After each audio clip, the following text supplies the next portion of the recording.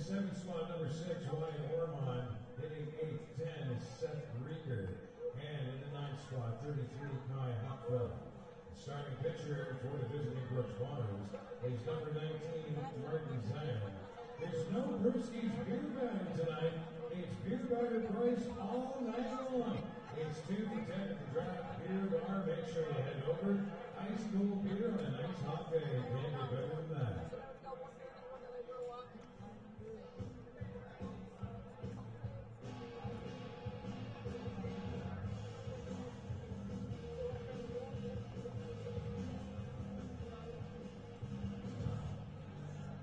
Here are your umpires for today's game as assigned by the Western Canadian Baseball League. For more information, visit westerncanadianbaseballleague.ca. Behind home plate tonight, veteran Don Buskus. At first base is Connor Watt, and down the third baseline is Marcus Erlinson. We're now inviting the coaches to home plate for our pregame meeting.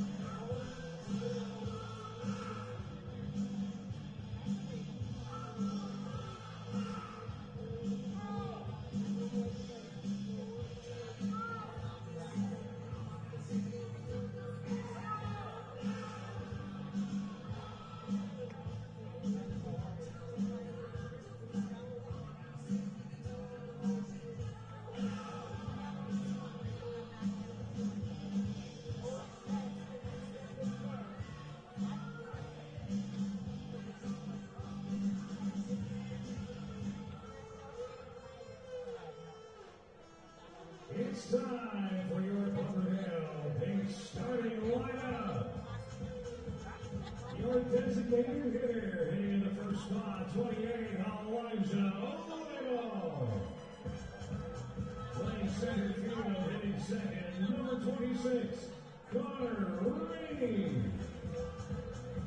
The Giants catcher in the third spot, number 3, Nick Sobey. Hitting cleanup and playing first base, number 34, Matt Rose. The Giants' third baseman is in the fifth spot, number 17, Carter Hurtkin. Hitting sixth, playing shortstop, number 16, Ben Schwimmenson. Number 19, playing left field, hitting seventh, that's Camden Sanders. The Giants' right fielder in the eighth hole, number 5, Connor Martin. And playing second base, hitting ninth, number 32, Scott Allen. The Giants' starting pitcher for today, from Fort McMurray, Alberta, number 7, Riley Bird.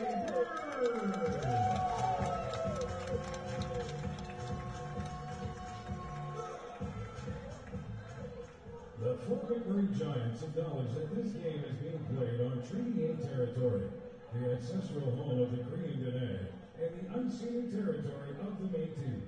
As long as the sun shines, the rivers flow, and the grass grows, we will honor these lands. It's at this time that we ask that you rise if you are able and remove your caps as we join local entertainer Kathy Bennett for the singing of our national anthem. Oh, Canada, our home and native land, true patriot love, heed us command. With glowing hearts we see rise the true north, strong and free. From far and wide, oh Canada, we stand on guard for thee. Oh, keep our land glorious and free. Oh, Canada, we stand on guard for thee. Oh, Canada, we stand on guard for thee. Pitching for your Giants from Fort McMurray, Alberta, number 7, Riley. It is Thursday night baseball here at Legacy Dodge Field. A crucial showdown between two teams battling for the final playoff spot in the West Division. It's the hometown Fort McMurray Giants against the Brooks Bombers. Good evening, ladies and gentlemen. Matthew Decker here with your call tonight. And this one should be a classic, a key series for both these teams as we're in the final 2 weeks of the regular season. Last night, 6 runs scored in 1 inning by the Giants, powering their way to a big win. They are currently in that final playoff spot, half a game up on the Energy City Cactus Rats. And Brooks is only a couple games in behind those two teams. How will the rematch go this evening? Fort McMurray, they'll turn to their hometown boy, Riley Burns, on the mound. It'll be his 9th start of the season, 11th appearance of the year. He has a record of 1-3, a .562 ERA, and through 32 innings of work, he has 24 strikeouts to his name. As the Brooks Bombers are loading up the top part of their lineup in terms of batters, Ben Fischel will get the start. Anything can happen right now in the West Division. It's really 2 different races. Okotoks, Sylvan Lake, and Lethbridge for first. Fort McMurray, Energy City, and Brooks for 4th. And with the Giants playing both Brooks and Energy City in their final 7 games of the season, their fate is very much in their own hands. Energy City will have a doubleheader against Okotoks today.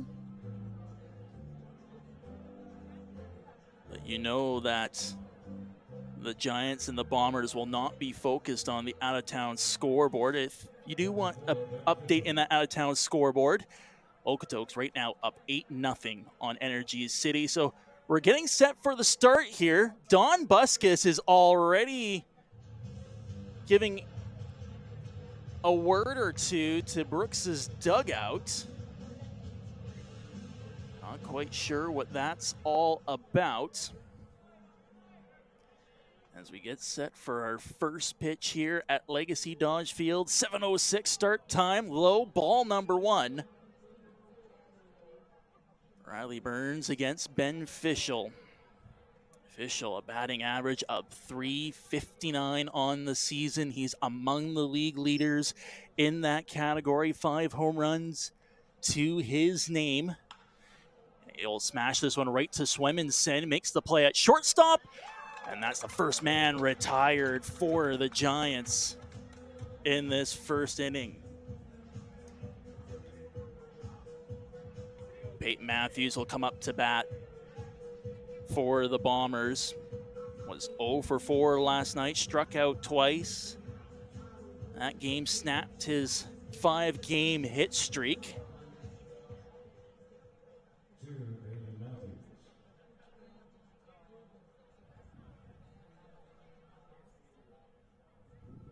And the first pitch swung on and missed by Matthews.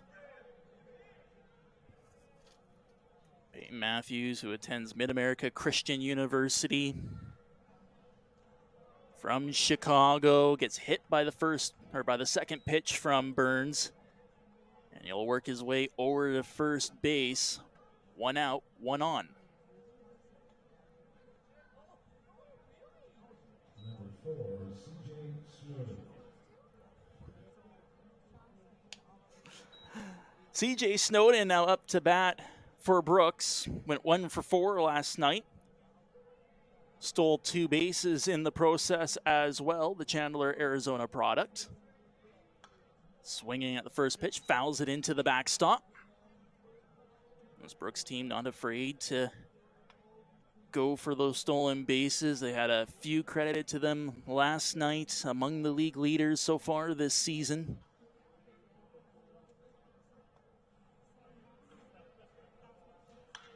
And this one hit up the middle, knocked down by Schwetmanson, but he can't make the throw. It will limit it to a single. And Brooks now with runners on first and second, 1 out.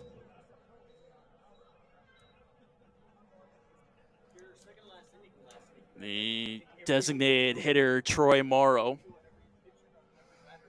0 for 4. Last night, struck out twice. It snapped his 4-game run streak.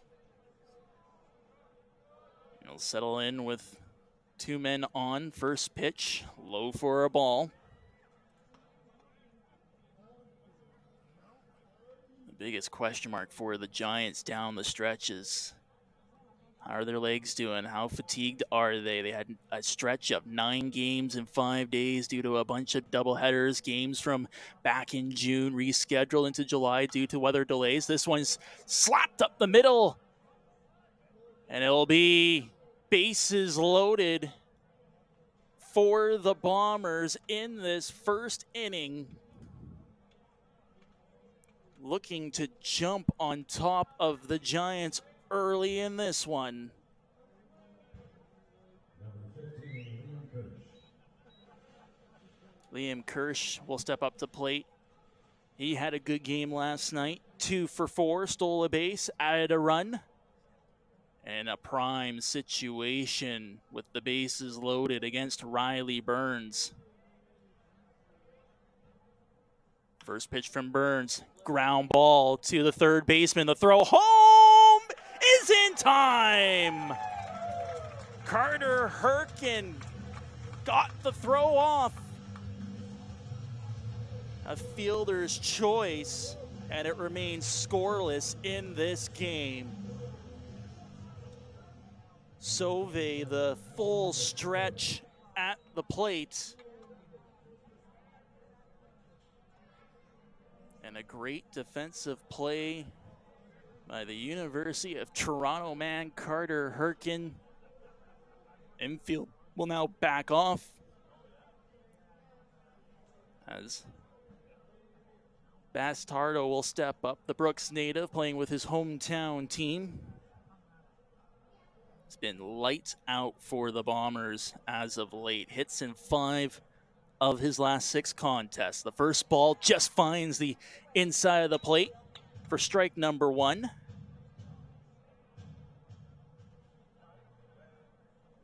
Uncommitted player, plays shortstop as well as second base primarily. A 1 pitch from Burns. Swung on and missed. Bastardo went 2 for 4 last night in the loss. Trying to bring at least 1, if not more, runs home and open the scoring here at Legacy Dodge Field. The 0-2 pitch. Swung on and missed once again. And that will do it for the top of the first inning. The Giants get themselves out of a jam, and it is scoreless at Legacy Dodge Field.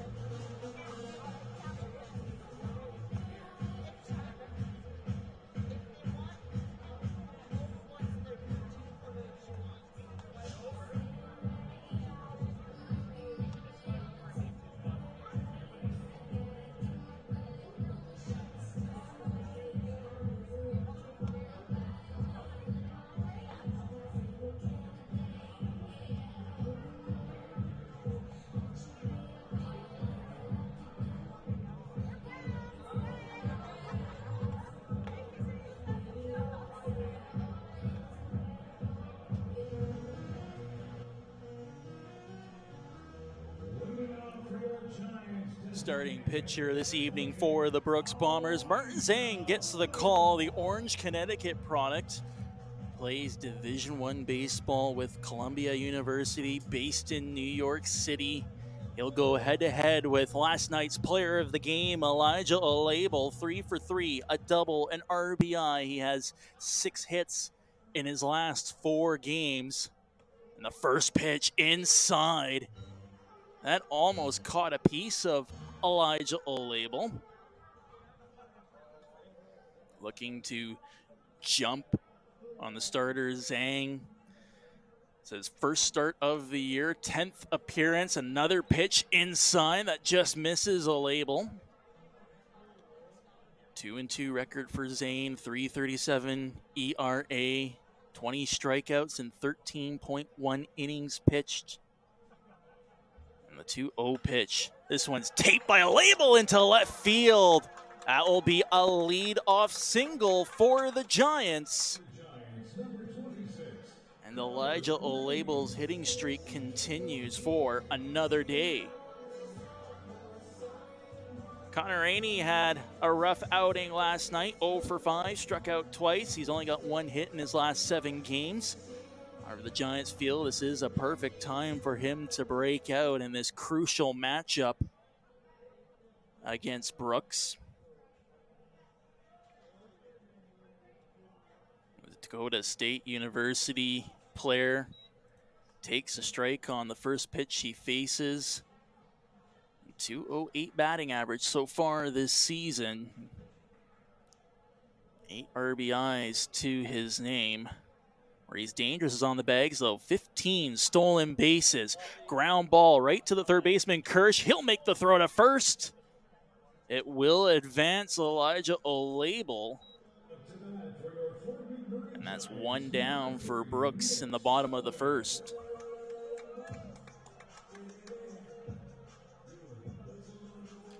Nick Sauve's up to the plate. 1 for 4 last night. Accounted for a run. He's got a 4-game hit streak to his name right now. Calgary kid playing at Okanagan College. There's a couple of Coyotes on this Giants roster. Fastball just misses the plate for ball number 1.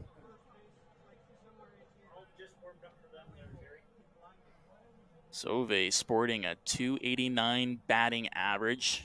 3 home runs so far this season with Fort McMurray.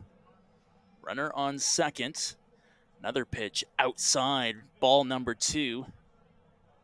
And one of the Bombers just finished warming up in their bullpen. Start to wonder if it might become a bullpen day for Brooks.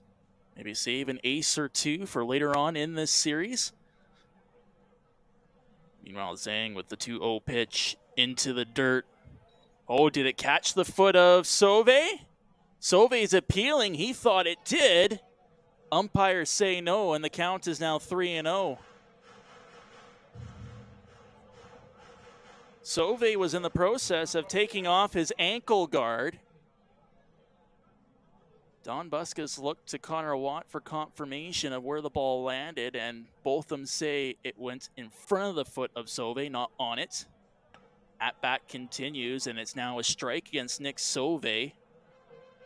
For the second straight pitch, thought he should have been headed to first base. No score between these two teams. Giants in the fourth and final playoff spot. Brooks behind them in the standings by 1.5 games. The count is now full between Martin Zhang and Nick Sauve.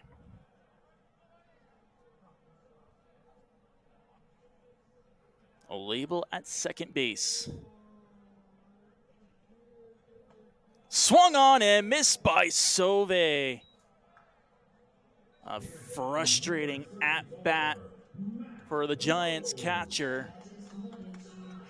And that's now 2 retired in the bottom of the first. Well, arguably the scariest hitter for Fort McMurray is up at the plate. It's the home run derby champion, Matt Rhodes. Committed to Butler University mid-season.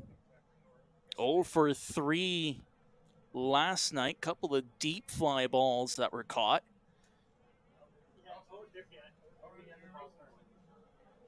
One hit so far in his last 6 outings. Looking to change his fortunes. He'll take a strike in the first pitch from Zane. A label's been cemented at second base for the last couple of batters. Carter Herkin is standing in the on-deck circle for the Giants, hoping he'll get a crack at Martin Zane. Next pitch finds the outside of the plate. And that is now 5 straight strikes thrown by Zane in this first inning. Rhodes looking to keep the inning going for Fort McMurray.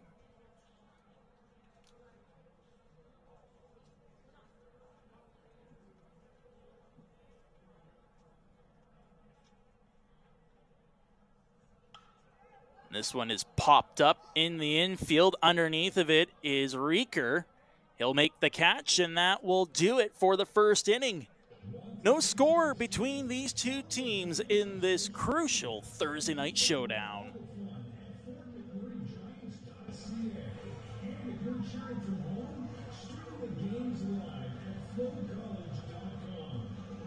Miss a single pitch in the action.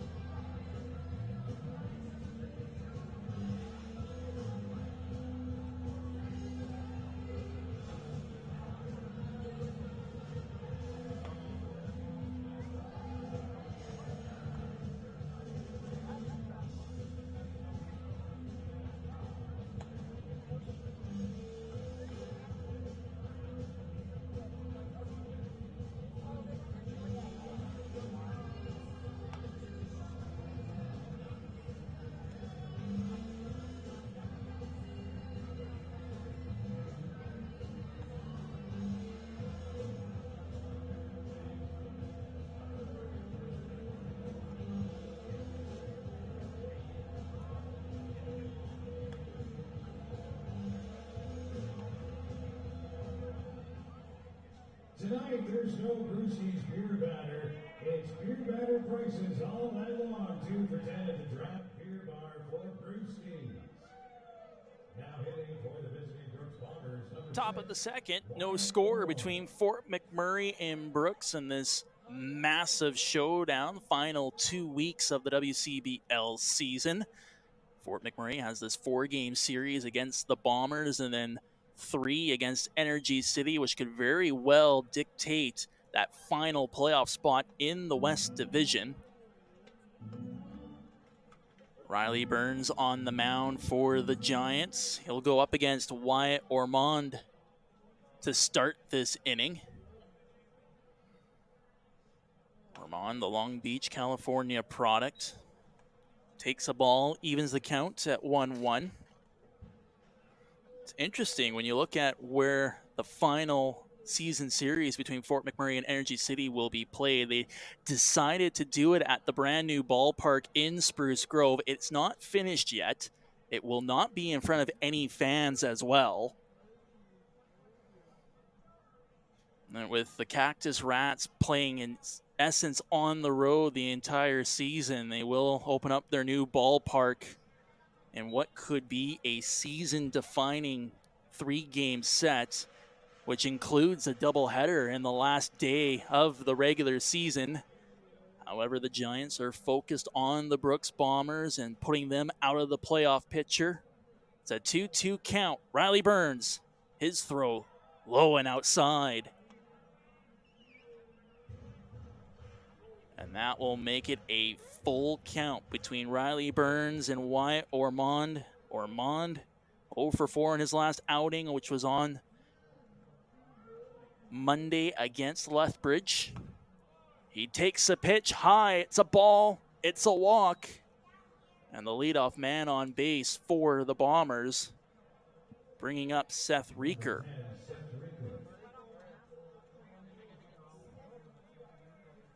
Reeker 0 for 4 last night, struck out twice. It's a very familiar line with a lot of these Brooks Bombers for last night. And the starting pitcher from that evening, KJ Jones for the Giants, shaking his head and nodding in approval right next to me here in the press box. First pitch swing, it goes right to Schwimminson, trying to turn the double play. He's got one. There's the second one, too high of a throw. The Giants will get 1 out, and there will remain a runner on first base. It will be a fielder's choice by Seth Reeker. Get to the bottom of the order for the Bombers. Kai Hopfel will step up to the plate. So for 3 on the 29th against Lethbridge, struck out twice. First pitch just found the inside of the plate for a strike by Riley Burns. Looking for a better fate this evening. He's had a few rough outings his last couple of games, credited with losses against Okotoks and Lethbridge. His last 2 performances gave up 5 runs against Lethbridge, 7 against Okotoks. So far, so good, though, for the Fort McMurray kid. Count is even, 1-1. Second pitch, low for another ball. And Hopfeld trying to be patient in this at-bat.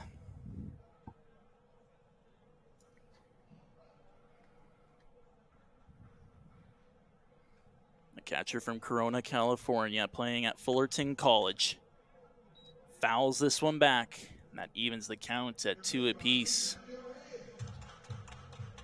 Fullerton College at the JUCO level, not to be confused with Fullerton State, California, which is in the Division I level of the NCAA. Fullerton College, 23-23 last season, 10-11 in conference play. They won the SoCal Regionals first round against Santa Barbara before going 1-2 and getting knocked out of the Super Regionals. Count is now full between Hopfel and Burns. Here's the pitch. Down the inside of the plate, strike 3. Hopfel can't believe it. He thought it was going to be a walk.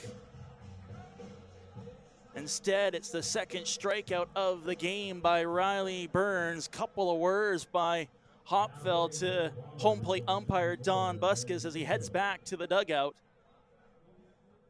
And we shift to the top of the order with Ben Fischel. Grounded out to Schwimmensen in the first. Was thinking of a bunt here. Instead, it's a ball by Burns.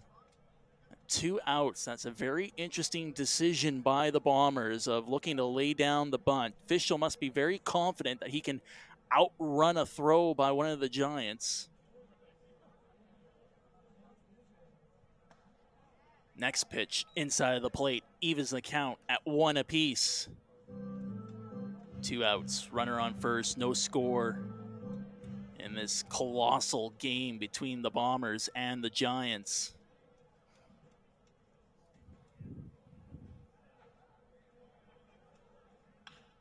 A ground ball right to Rhodes. He makes the tag, and that will do it for the top of the second inning. Still no score between Brooks and Fort McMurray.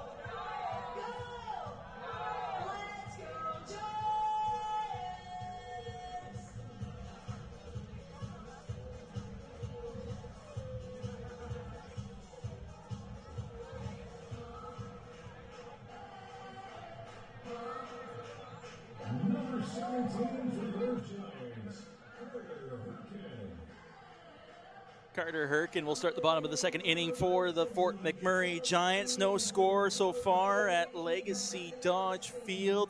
Playoff implications all over this week for Fort McMurray as well as the Brooks Bombers.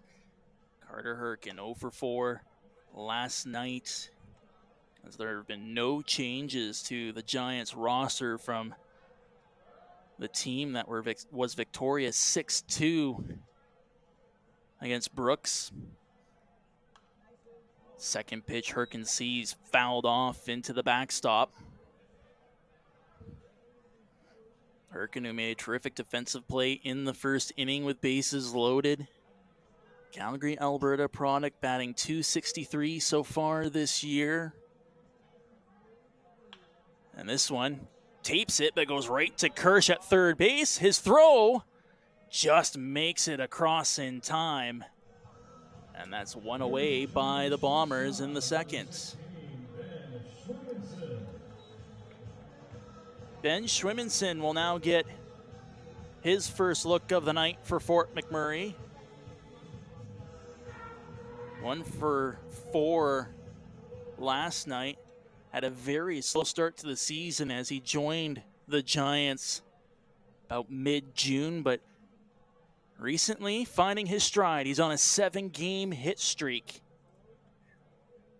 Takes a ball on his first pitch from Martin Zane. That's the Columbia Lion trying to settle into his start here at Legacy Dodge Field. This one's a blooper into shallow right field, but the second baseman, Bastardo, gets across in time. And that's 2 away for the Bombers in the second. Niagara University's Camden Sanders will now go head-to-head with Martin Zane. Sanders had a terrific night last night. Could have also been in contention for the Player of the Game award as he went 2 for 3, a double, a triple, and 2 RBIs to his name. Trying to spark the Giants early on in this contest. And strike on his first pitch from Zane. Second one finds the plate as well, and Herkin early on down in the count, 0-2.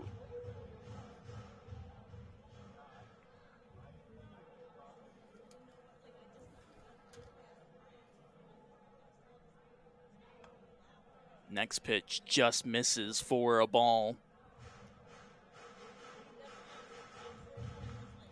Sanders from London, Ontario, only 5 games played at Niagara University last year. In-state rival with Columbia University.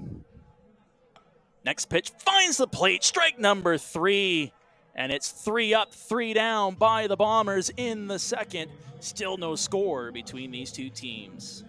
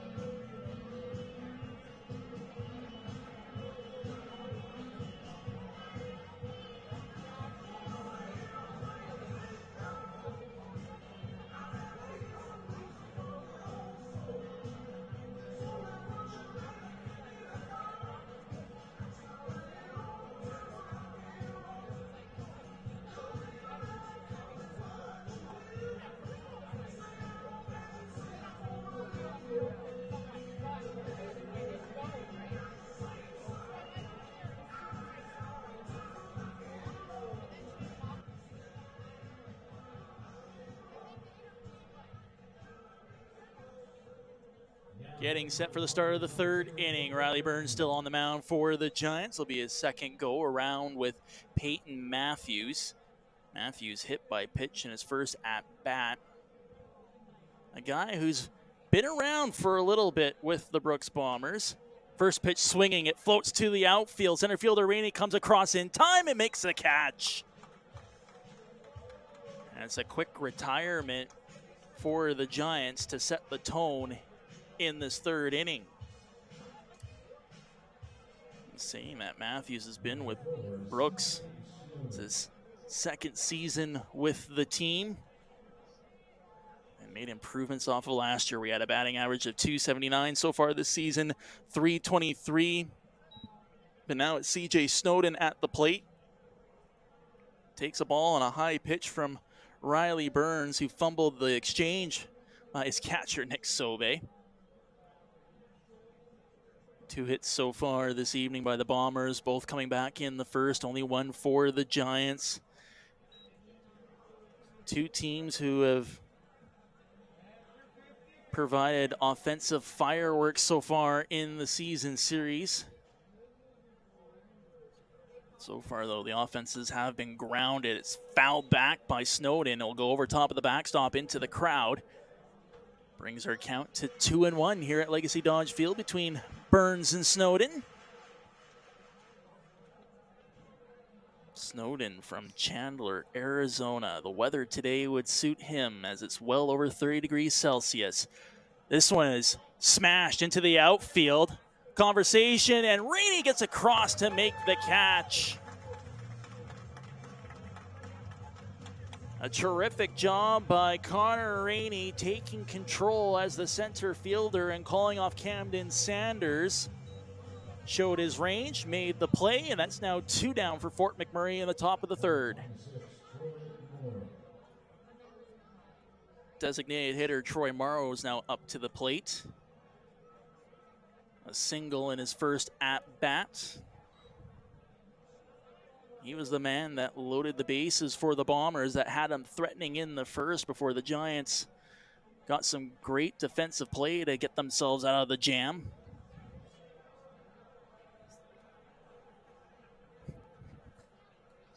And 2 balls early on against Morrow in this at-bat.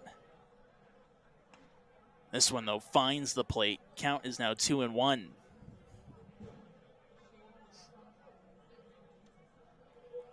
Troy Morrow plays at Modesto Junior College. Patient in his at-bat.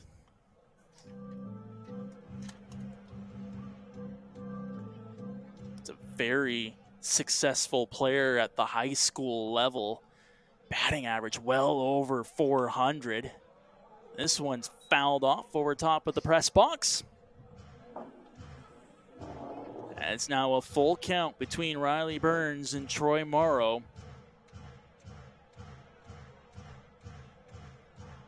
Morrow standing at 6'3", a batting average on the season of .286. Fouls another one off, stays alive in this at-bat. It's been at-bat 140 times so far this year. 29 RBIs to his name, as well as 7 home runs.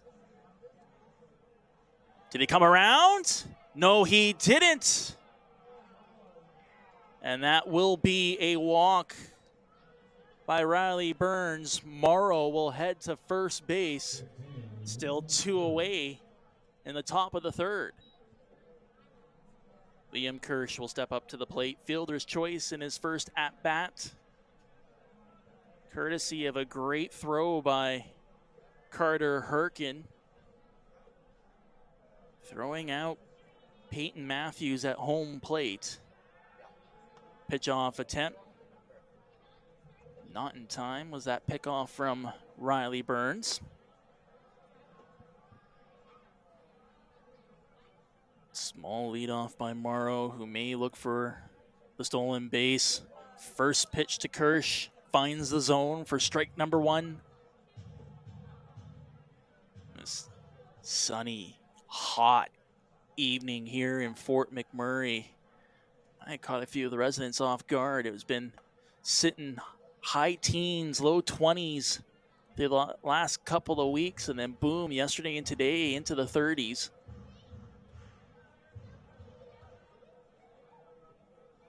Count is 1-1 between Liam Kirsch and Riley Burns.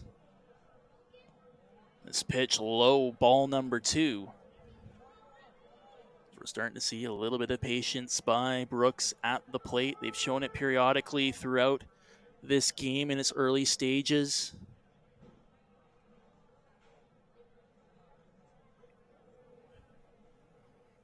Two-one pitch, bounces and it splits Herkin as well as Schwemmensen. This will be a single by the Bombers. Runners on first and second with 2 outs.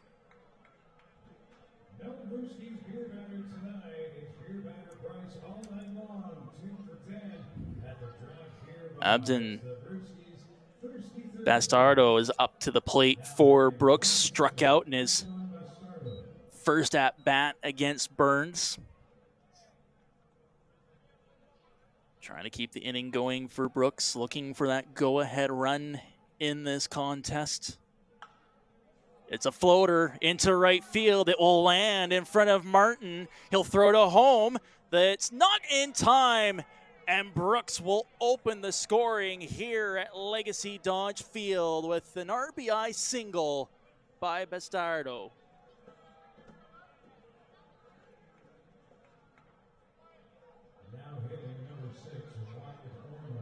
And will that be the spark for these offenses in this game?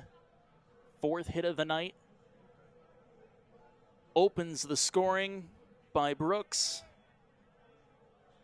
Wyatt Ormond will now step up to bat for the Bombers.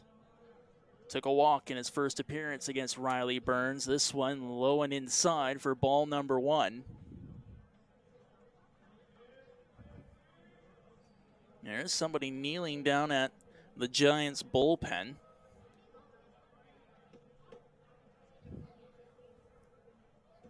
Can't quite tell the number from our vantage point. Next pitch swung on and missed, and the count is now even at 1-1.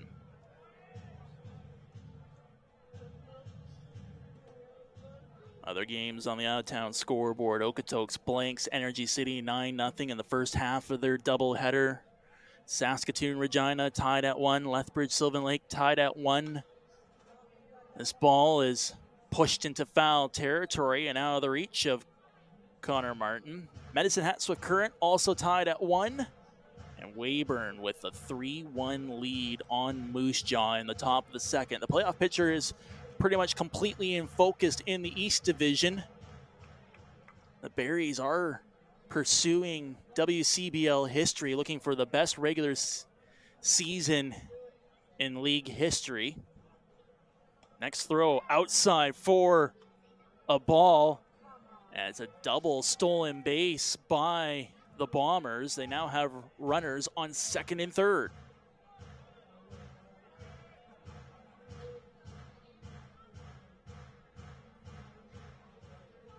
Count is 2-2 against Wyatt Ormond.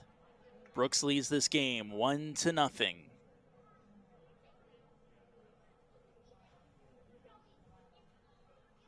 Pitch from Burns floats outside.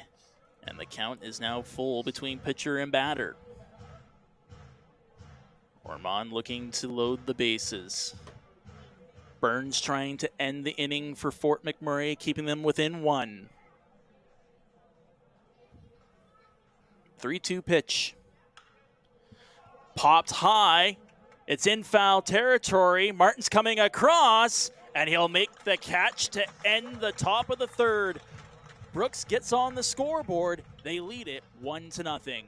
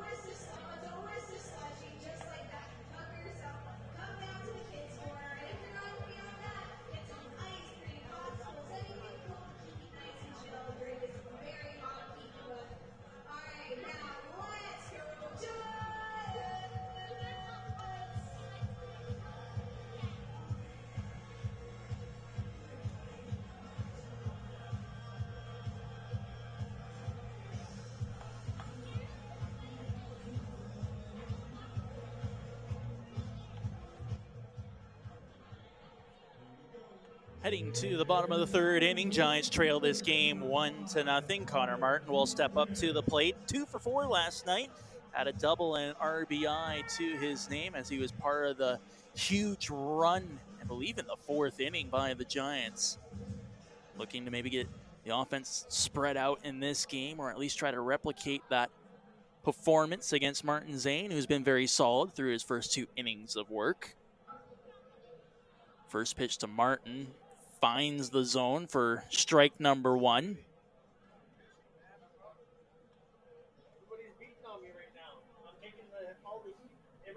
Zane has not gone any longer than 3 innings so far this year. The one time he hit 3 innings was against Lethbridge on July 4th.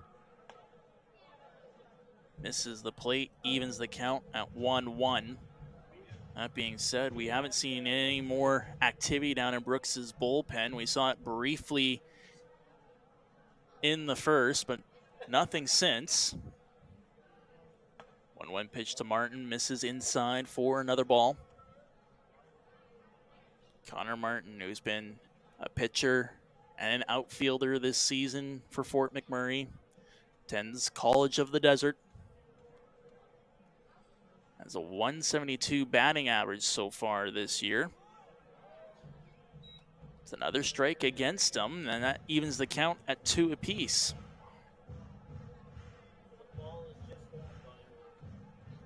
$17 hits so far this season for Connor Martin with Fort McMurray. Digging in, trying to get the leadoff man on base. And he pelts this into the outfield, left field, and not able to find it is Snowden. This will be a lead-off double for Connor Martin. Brings his dugout to their feet.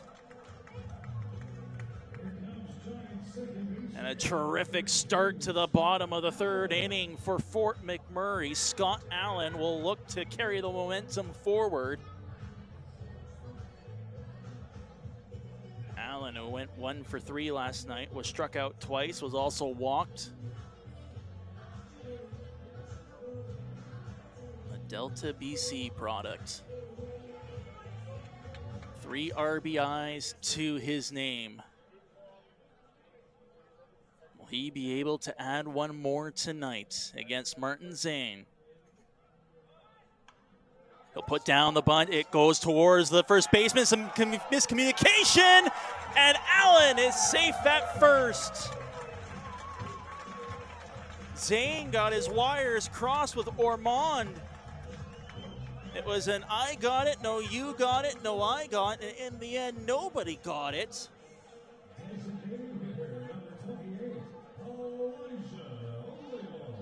And now the Giants with runners on the corners, nobody out. Elijah Olabel will step up to bat.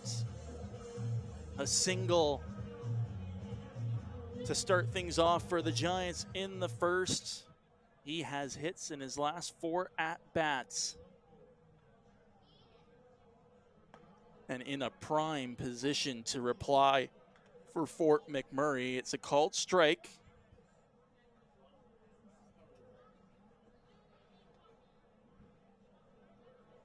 And there is now activity in Brooks's bullpen with the sun right in behind it. Can't read a number from here. 0-1 pitch, swung on and missed by Olabel.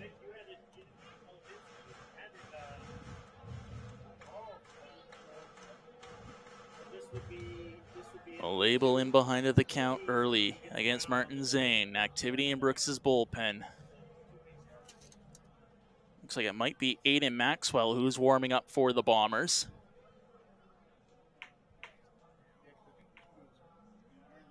Here's the 0-2 pitch.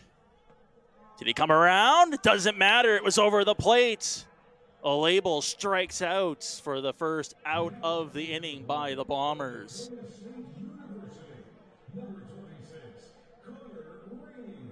Connor Rainey will now step up to the plate for Fort McMurray. Anything deep will be good for the Giants. Grounded out to the third baseman in his first appearance of the game. Pflugerville, Texas product. Trying to get a reply by the Giants. Failed pickoff to start this at-bat.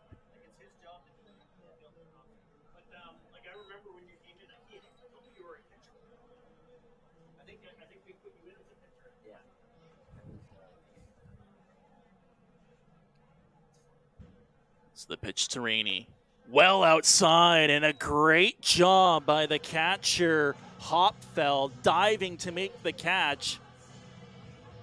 That was a screamer that if it missed the catcher and went to the backstop, it would have been easy score for the Giants. Instead, it remains 1-0 Bombers. In the bottom of the third. Next pitch, outside. And the count is now 2-0 in favor of Connor Rainey.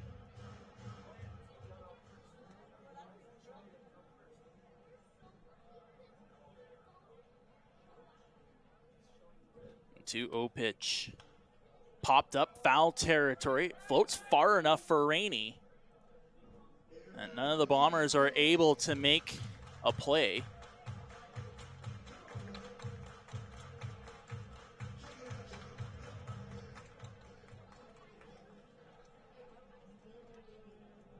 Rainey, who has 8 RBIs to his name so far this season, takes another ball, and the count is now 3-1. Runners on first and third. Martin eager to make his way to home. He steps way wide from third base. Bombers aren't interested in trying to hold him there. The pitch misses. It's a walk, and the bases are now loaded for Fort McMurray with 1 out.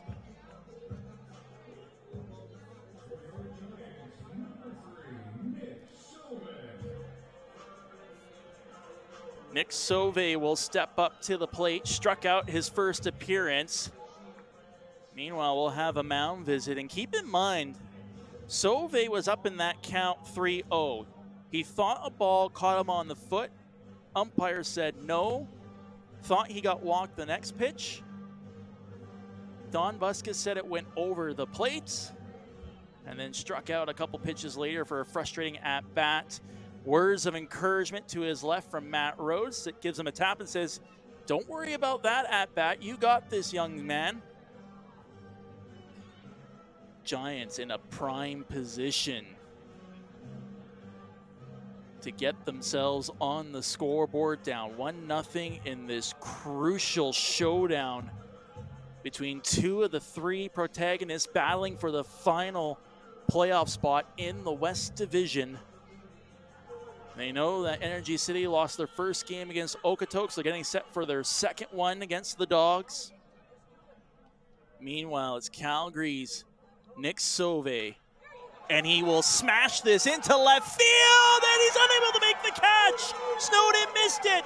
1 comes home, 2 comes home. The Giants will get a double out of Nick Sauvé, and they take a 2-1 lead.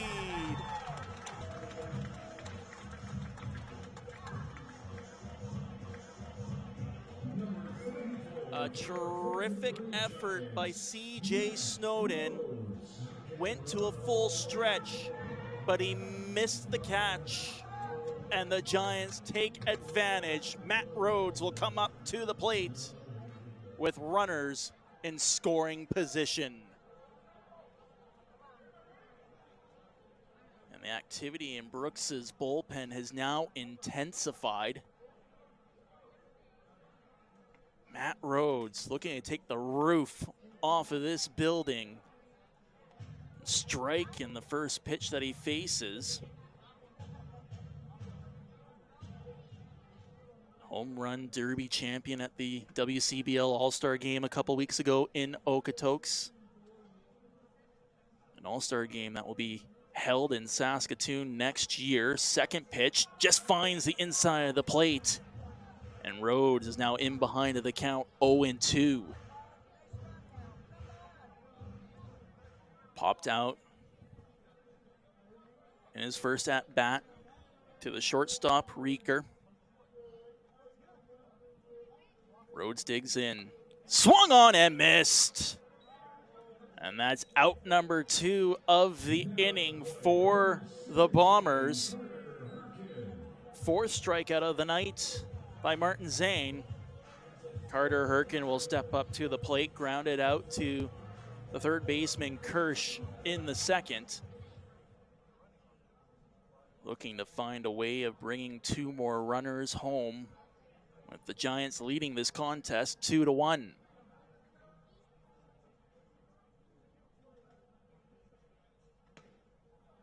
First pitch Herkin sees is low outside for a ball. Sauve at second. Rainey at third. 2 outs against Fort McMurray. The 1-0 pitch finds the zone. That evens the count at 1-1.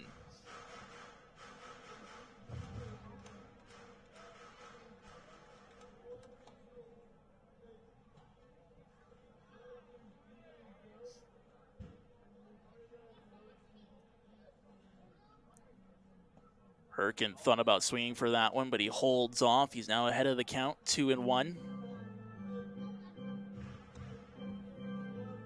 Calgary kid attending University of Toronto, a team that won the Ontario University Athletics Conference this past season. This one fouled off towards Brooks's dugout. And the count is now 2-2.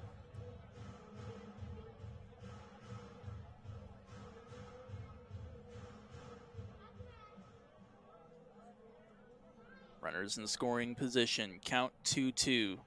Giants up by 1 with 2 outs in the bottom of the third. Here's the pitch. Outside for another ball, and the count is full between pitcher and batter. No more activity right now in Brooks's bullpen. They're going to let Martin Zane go in this inning. Trying to end it here with this next pitch against Carter Herkin. Misses, it's a walk, and the bases are loaded once again for Fort McMurray. And it looks like the night will be done. Second manager meeting of the inning. Martin Zane will be pulled from this game, and he will be replaced by Aiden Maxwell. Attends Okanagan College, playing for his hometown team in Brooks.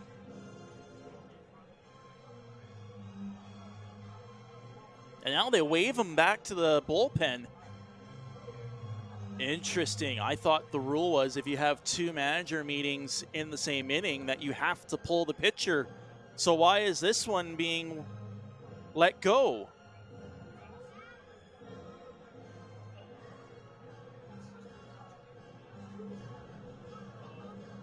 And now Tanner Hess is coming over to have a conversation with Don Busquets to catch the error. And indeed, it looks like they're going to put down the law and force Brooks to make a pitching change.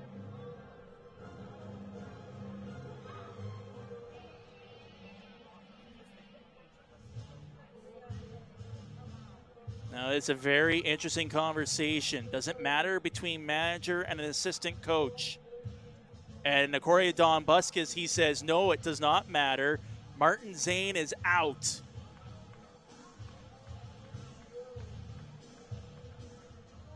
He is slowly walking back to the dugout, goes now to his catcher, Hopfeld, and has a couple of words. And now Aiden Maxwell will step into the game.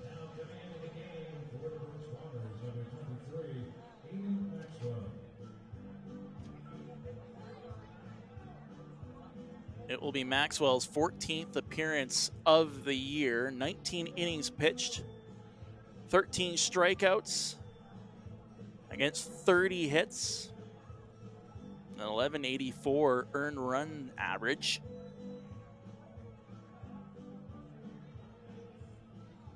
His last outing was on Monday against Lethbridge, where in 1/3 innings of work, he gave up 4 hits and 4 runs, managed to strike out.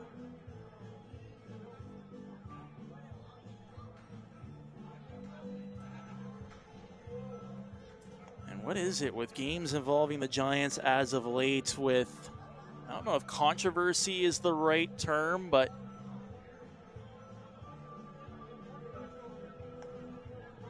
just unusual events. I mean, there was Monday with them protesting the field conditions in Okotoks, leaving after the national anthem was sung.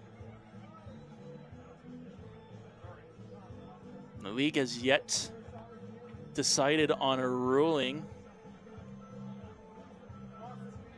although it does seem like the league will uphold the 2 forfeits. Still waiting for confirmation on that.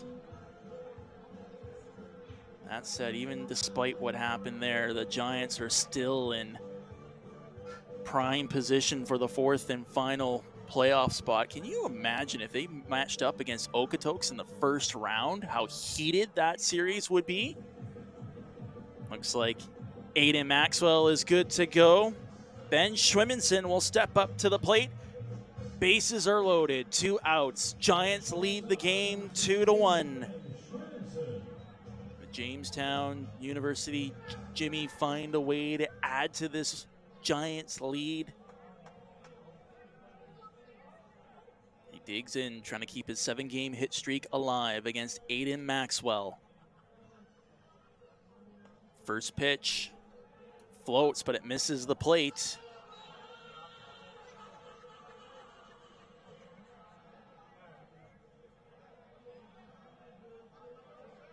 Maxwell plays for Okanagan College, who won the Canadian College Baseball National Championship in Lethbridge at the beginning of May. Gets Schwimmenson to foul off this next pitch. Schwimmenson was swinging for the fences here at Legacy Dodge Field. The 1-1 pitch. Outside for a ball. And Schwimmenson is now ahead of the count.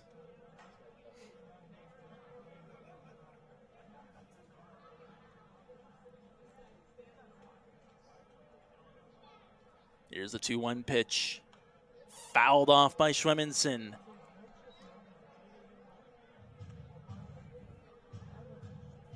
Maxwell with an opportunity to get out of this 3rd inning with his team only down by 1.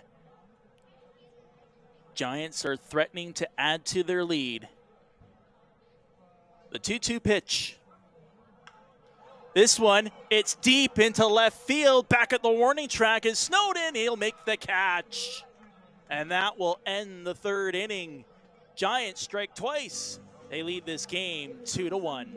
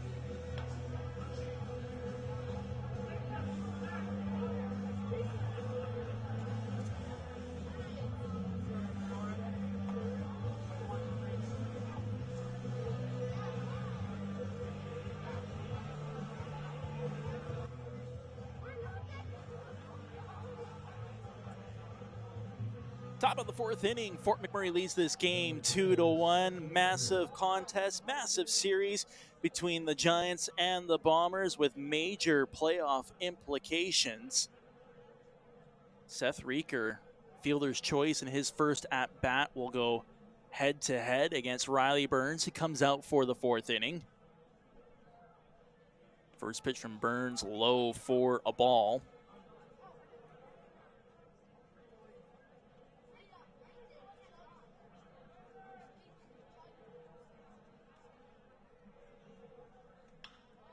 Second one, it's smashed into the outfield. Underneath of it, making the catch comfortably is Connor Rainey. And that's one down by the Giants to start the fourth. Number 33, Kai Hopfel will now step up to the plate for the Bombers to go up against Riley Burns.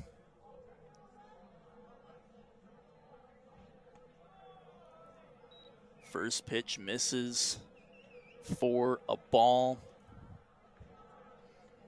Burns leans on getting batters to hit their way into outs.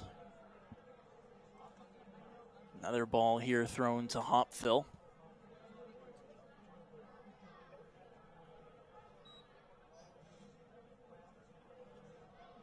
Don't see a whole lot of strikeouts from Burns, but that's not his game. This one's another one into the outfield. It will split the center fielder and right fielder.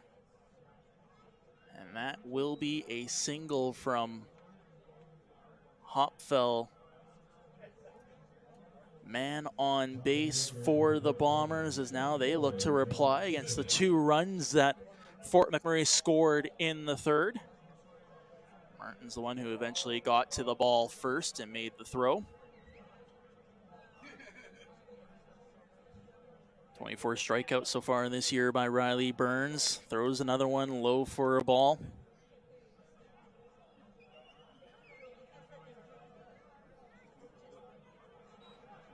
He's made it beyond 4 innings 4 times this season. Of his 11 games, it's another deep hit by the Bombers. This one will go into foul territory to even the count at 1 apiece. You start to wonder if that's a warning sign by Riley Burns, the fact that 3 batters have gone deep on him in this 4th inning. Lucas Marcello is over near the bullpen. There's another Giant sitting down. And throw well off the plate. Great job by Sauve to corral it. Count is now 2-1 against Riley Burns. Looks like Marcello's the only man in the bullpen as Brian Ionetti, who's a catcher for the Giants, is kneeling there. Marcello's pitched in a handful of games this season for the Giants. A utility player who's played in a number of positions. Meanwhile, the 2-1 pitch from Burns. Low for a ball. Ben Fischel is 3rd at bat of the game, and this is the 4th inning. 0-2 so far tonight. Has a runner on first. This one finds the plate. Full count between Fischel and Burns. And if you're watching on FloCollege and you're noticing a whistling sound, Brooks Bombers trying to get into the head of Riley Burns from the dugout.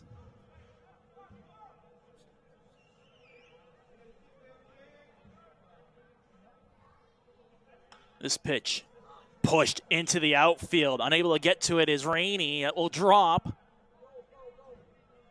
A throw and a long one to third, but getting in safe at third is Hopfel.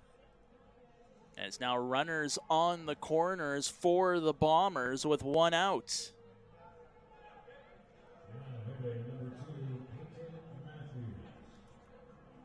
So this back and forth game continues between these South rivals, these West Division rivals.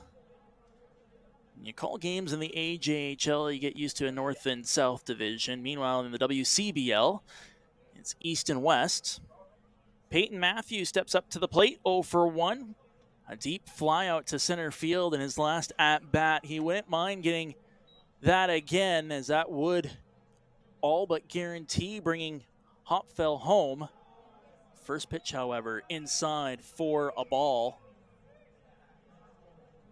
as Marcelo begins his warm-up in the bullpen for the Giants. There's also a bomber warming up in their bullpen. Next pitch swung on and missed by Matthews, and that evens the count at 1 apiece.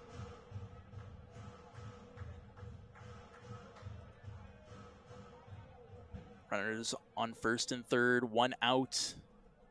Giants leading this game by 1. The 1-1 pitch. Did he come around? No, he didn't. That will be a ball. And the count is now 2-1 in favor of Matthews.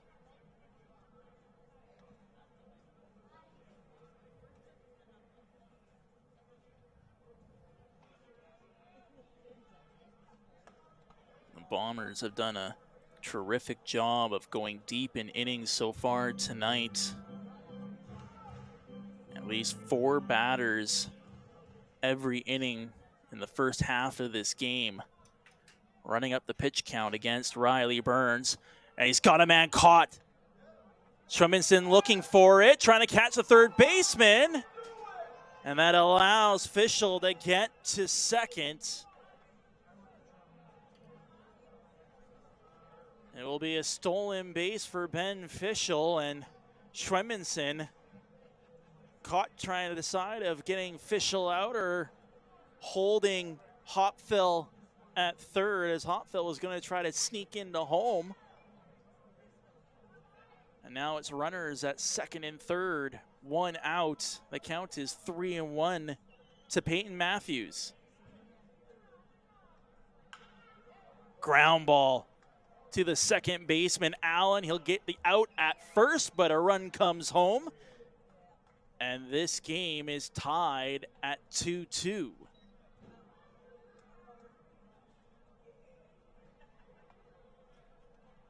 Now hitting number 4, C.J. Snowden.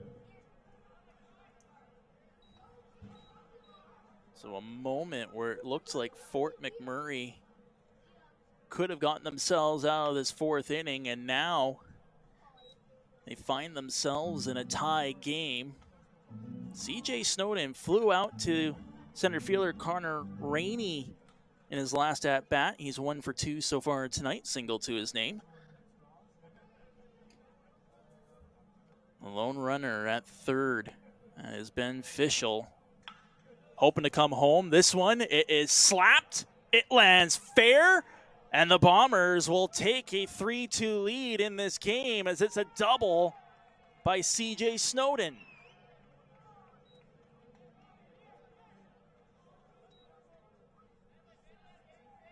Back and forth we go here at Legacy Dodge Field.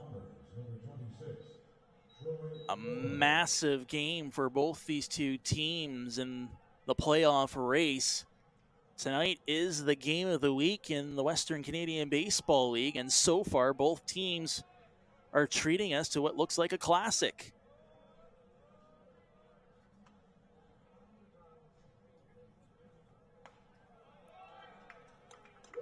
First pitch thrown to Troy Morrow, swung on and missed. Morrow 1 for 1 so far tonight.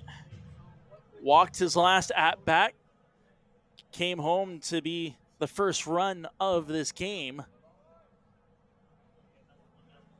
And looking to find a way to bring C.J. Snowden home and extend this Bombers lead.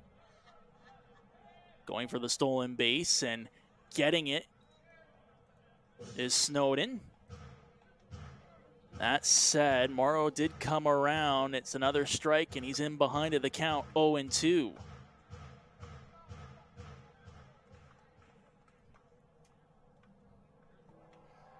Giants looking to get out of the top of the 4th, trailing this game by 1. Bombers looking to add their lead and extend the inning.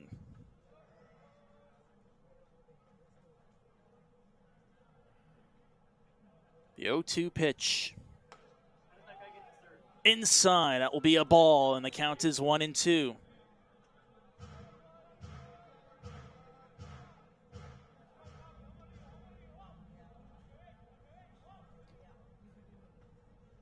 Next one is a bouncer. Sauvé keeps it in front of him. It will even up the count. And the Brooks dugout. Vocal trying to get into the head of Riley Burns. Marcello warming up in the Giants bullpen. Another pitch into the turf, and it's now a full count.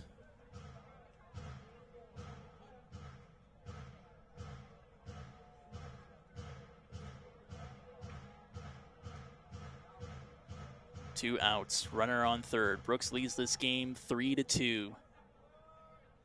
Burns against Morrow. Ground ball, it bounces to Scott Allen. He turns, makes the throw, and that will do it for the top of the fourth. 2 runs scored by Brooks. They now lead it 3-2.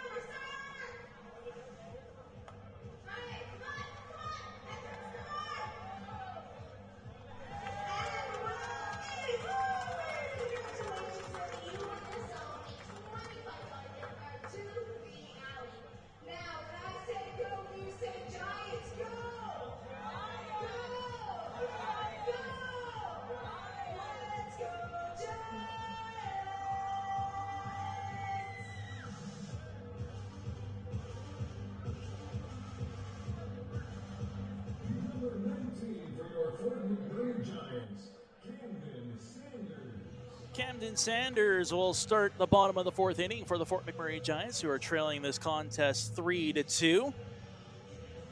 Aiden Maxwell will remain in the game for the Bombers, playing for his hometown team. 4 games this past season with Okanagan College. A 1-0 record, a 150 ERA, 7 strikeouts as well. The first pitch, he gets Sanders to swing on and miss.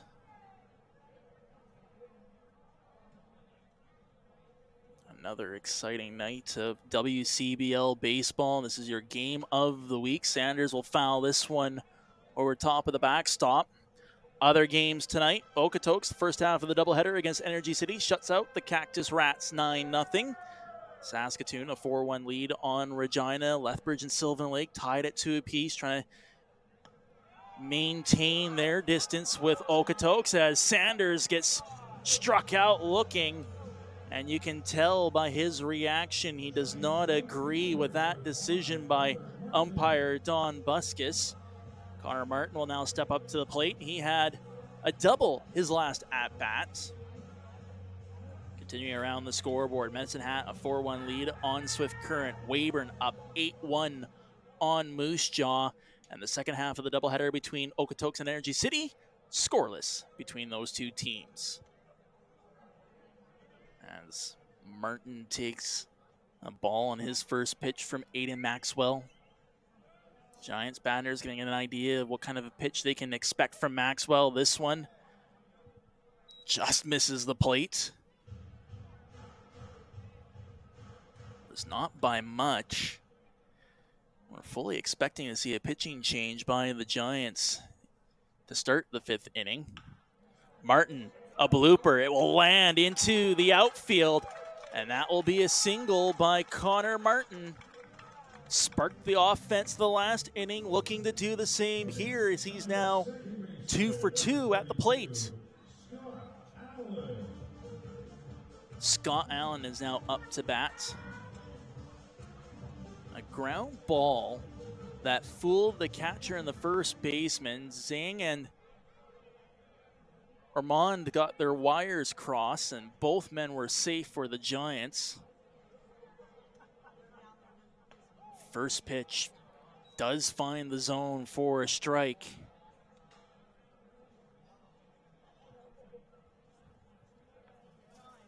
Allen, who plays with Northeastern Oklahoma A&M. Trying to keep the momentum going for the Giants after Connor Martin's at bat. The 0-1 pitch. Swung on and missed. There's a throw in time. And Connor Martin is caught stealing. It's a double whammy for the Giants. Unfortunately for Martin, he did not get the jump he was hoping for, and it was an easy throw made by Hopfell.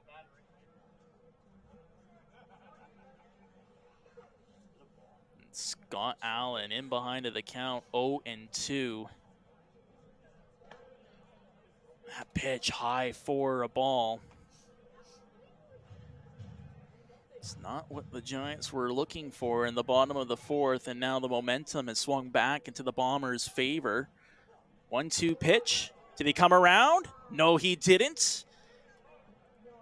And the count is now even at 2 between Scott Allen and Aiden Maxwell.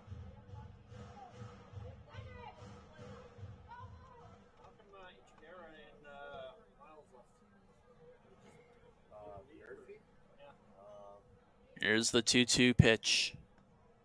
Outside for a ball, and the count is now full.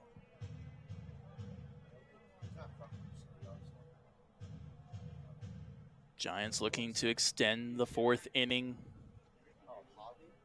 Brooks trying to carry momentum into the 5th. This pitch fouled off by Allen.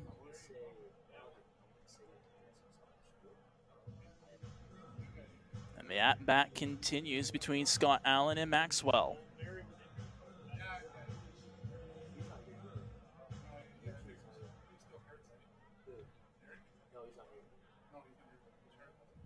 Here's the pitch. High, and that will be a walk for Scott Allen. It's another Giant on base. That brings up Elijah Olable, struck out his last at-bat.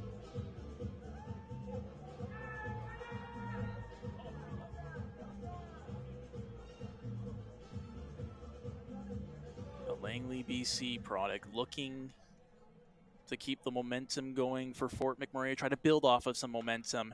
Ground ball to the 3rd baseman. It's knocked down by Kirsch. Can't make a play.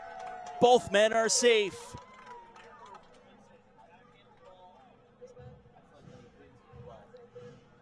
That was a difficult play by Liam Kirsch. His back to the bases. He did a good job of knocking the ball down and limit the damage.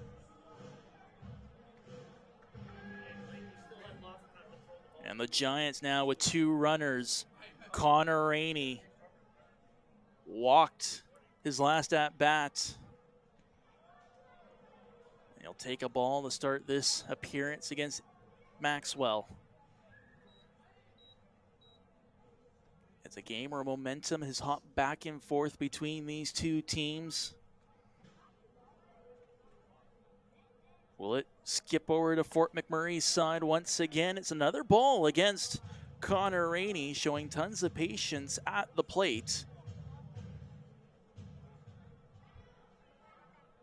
Some activity in Brooks's bullpen. Meanwhile, here's the 2-0 pitch. Outside for another ball. And Connor Rainey in full control of this at-bat. Hopfeld will come over to have a conversation with his pitcher, Aiden Maxwell, as Luis Gallardo warms up for the Bombers.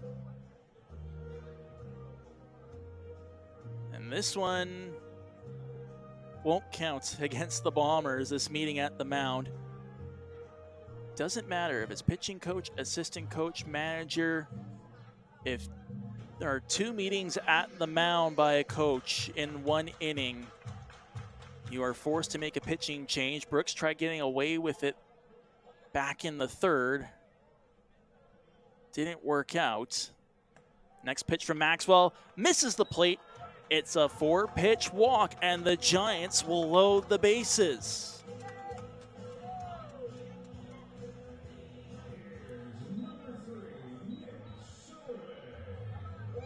So they are saying that the at-bat for a label, they're crediting it as an error to Kirsch. And this time it's another meeting by the Bombers.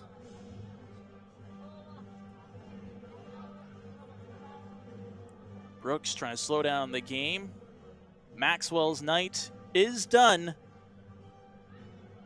And Luis Gallardo will step into the game for the Bombers. Now pitching for the Brooks Bombers, number 29, Luis Gallardo. Red Deer product who plays at University of Michigan in Dearborn. They're also known as the Wolverines, but don't confuse them with the group at Ann Arbor. It's the 14th appearance of the year by Gallardo. 17 innings of work. He has a 1-0 record, a save to his name. 8 strikeouts, though, to 32 hits. He looks to end the inning and keep his team in front in the 4th. He will go head-to-head against Nick Sauvé, who doubled his last at-bat. An RBI double at that as well. He would love to replicate that performance here.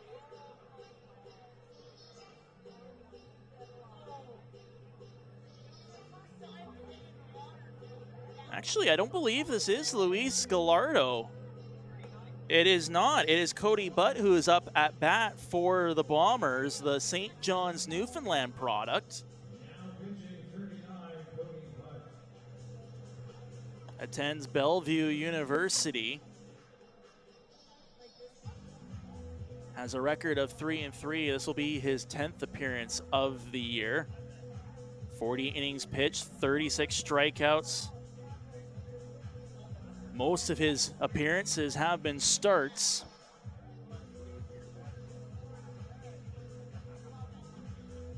His last appearance on the 26th against Okotoks. 5 innings of work there. Was credited with the loss. Gave up 5 hits and 6 runs. Had 3 strikeouts. He's one of the strong arms, though, for the Bombers. And again, looking to get Brooks out of the 4th. Maintaining their 3-2 lead. Nick Sauvé looking to extend it even further for the Giants. At the very least, tie up the game. If not, get them back out in front. Huge, major playoff implications in this showdown as the Giants runners will return to their bases. Conversations back and forth so that they're all on the same page. And Nick Sauvé will step up to the dish.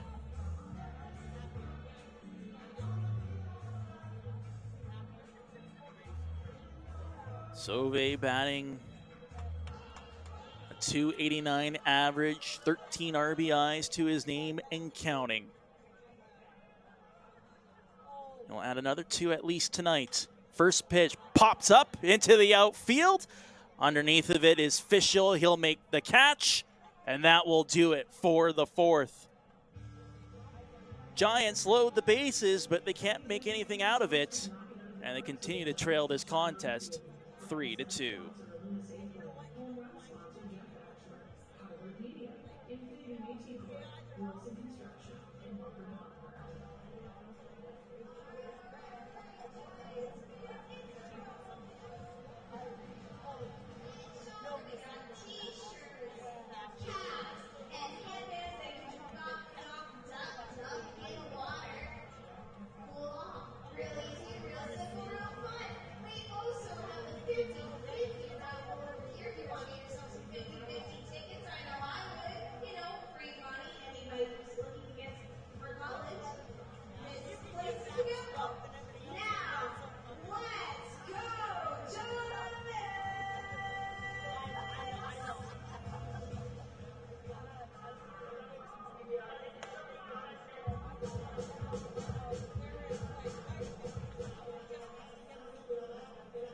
From Sheridan College, pitching for your Giants, number 46, Lucas Marcello.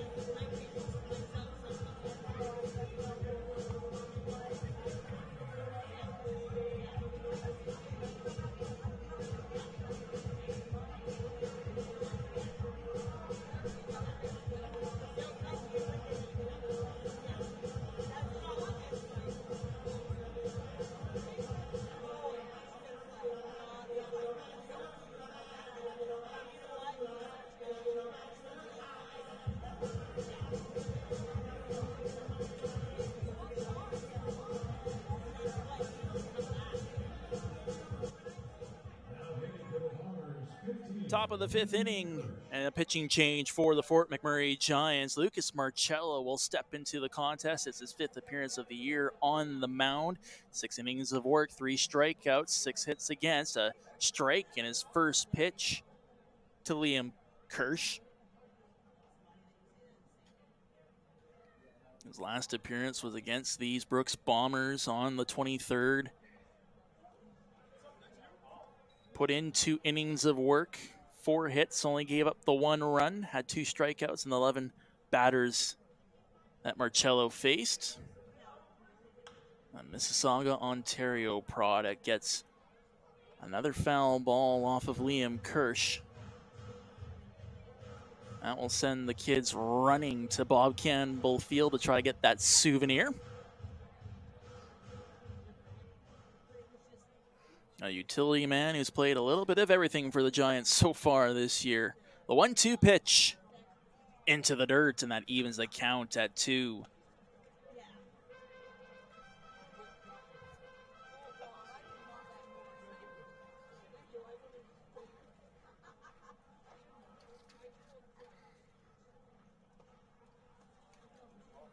Another ball thrown to Kirsch.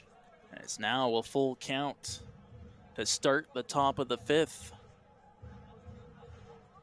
The game that both these teams are keeping an eye in the out-of-town scoreboard. The second half of a doubleheader between Energy City and Okotoks.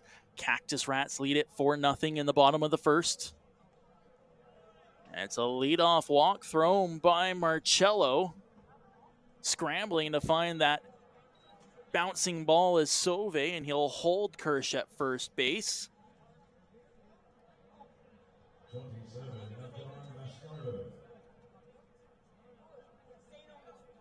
It's been a crazy game here at Legacy Dodge Field. Momentum going back and forth like a pendulum. And Bastardo hammers it into the outfield for a single. 2 men on base, nobody out. 6, Bombers trying to even up this series and put themselves half a game back of Fort McMurray for the final playoff spot. Wyatt Ormond will now step up. Flew out in foul territory his last at-bat. He's 0 for 1 so far tonight. First pitch from Marcello, low for a ball. The Bombers bouncing up and down the bases. Trying to distract the Giants. Trying to build off of their 3-2 lead. 1-0 pitch. Well over the head of Sauve. It bounces back to the catcher. He'll just eat it. Both runners advance into scoring position. And Nick Sauve will step to the mound to calm down Lucas Marcello. Out comes the manager, Cooper, as well for this mound visit. And quickly, the Giants send a man to their bullpen to start warming up.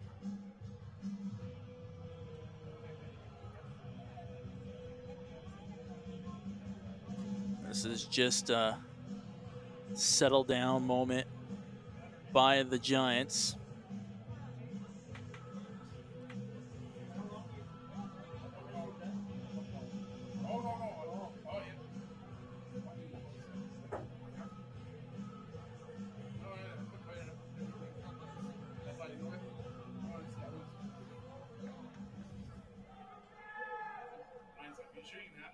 Lucas Marcello getting set for the 2-0 pitch. Nobody out, runners on second and third.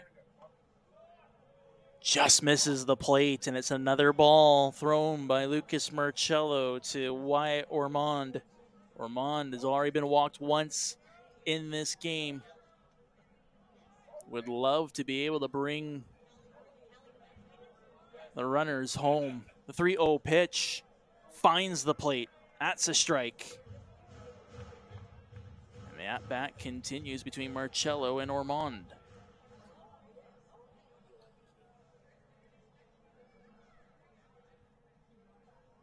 Eli McKean is now warming up in the bullpen for Fort McMurray.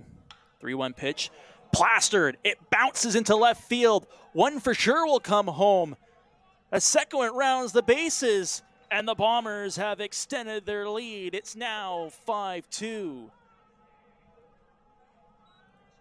An RBI single by Wyatt Ormond. And suddenly the Bombers are in full control of this game in the top of the fifth.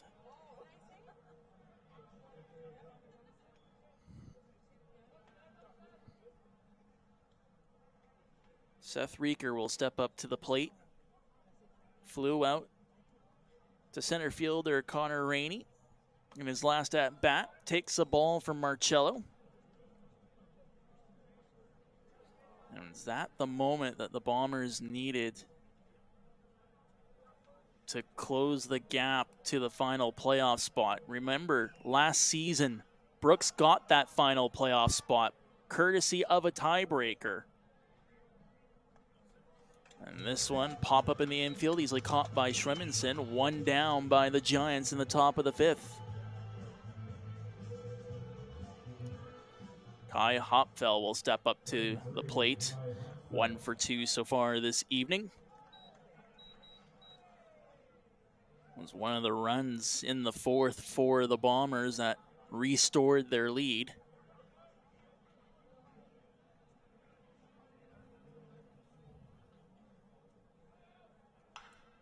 Push this one up the middle, and Scott Allen can't make the play. It's a single by Kai Hopfel. And now runners on first and second with one out.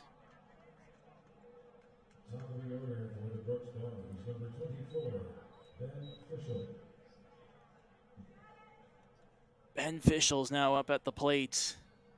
It's 1 for 3 so far this evening. A single his last at bat.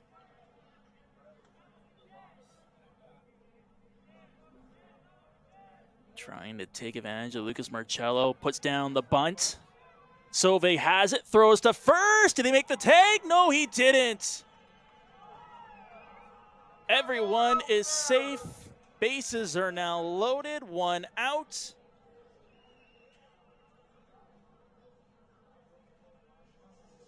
And the Bombers are looking to take full control of this contest. That will do it for Lucas Marcello. He'll come out.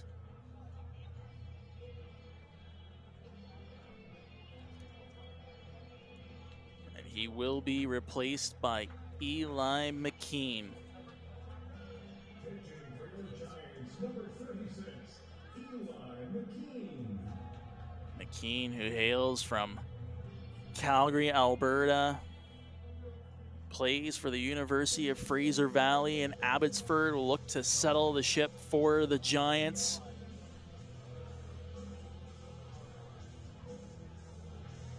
They've given up 11 hits so far in this game. McKean, it's his 14th appearance of the year. He has a .291 earned run average, 21 strikeouts, and 24.2 innings of work.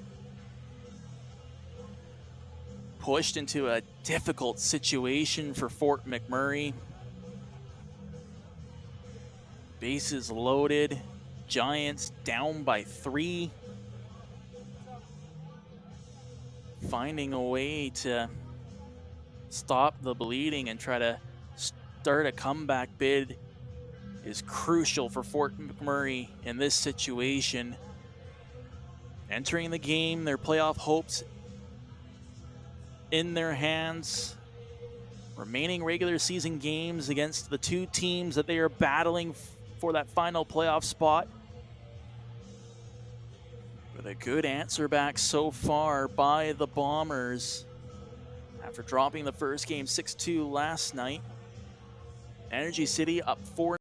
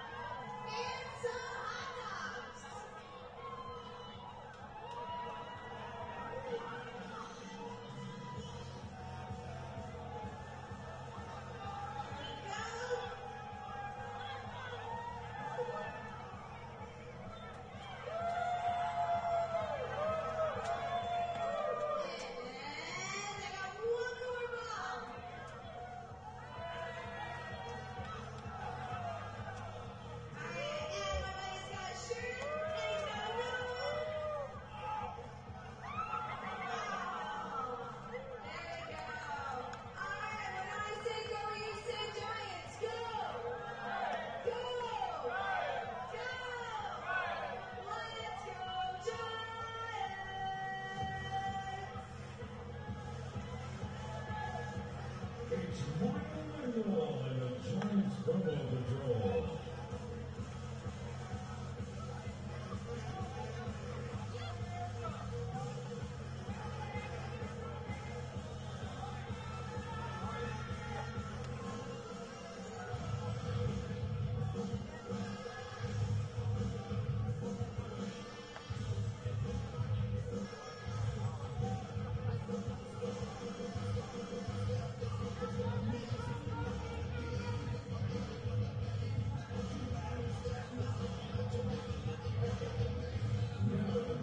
Number 19, Camden Sanders.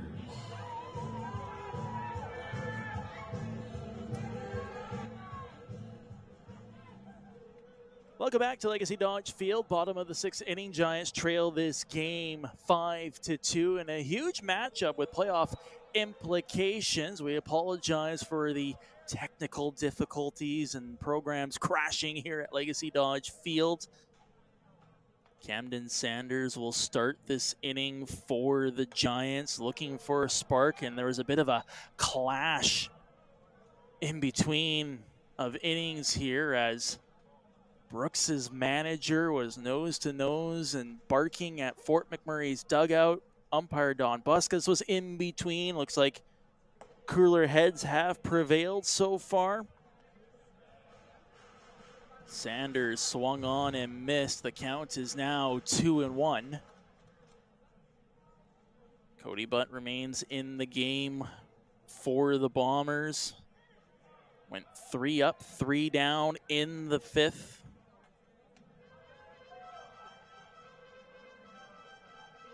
Trying to keep momentum firmly in control of the Bombers. A 3-1 pitch found the outside of the plate, and the count is now full against Camden Sanders. Sanders struck out in both of his at-bats. Looking to make it to first base. Swung on, misses. And that is the third strikeout of the game by Camden Sanders.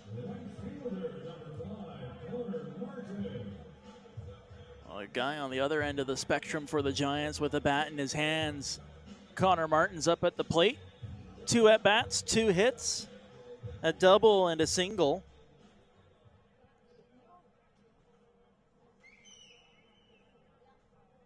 He has created things offensively for the Giants, but the first pitch he faces swung on and missed. And that one, Connor Martin was trying to find the fence.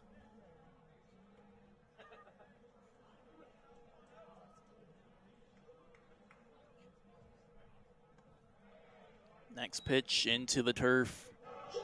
That will even up the count at 1 apiece.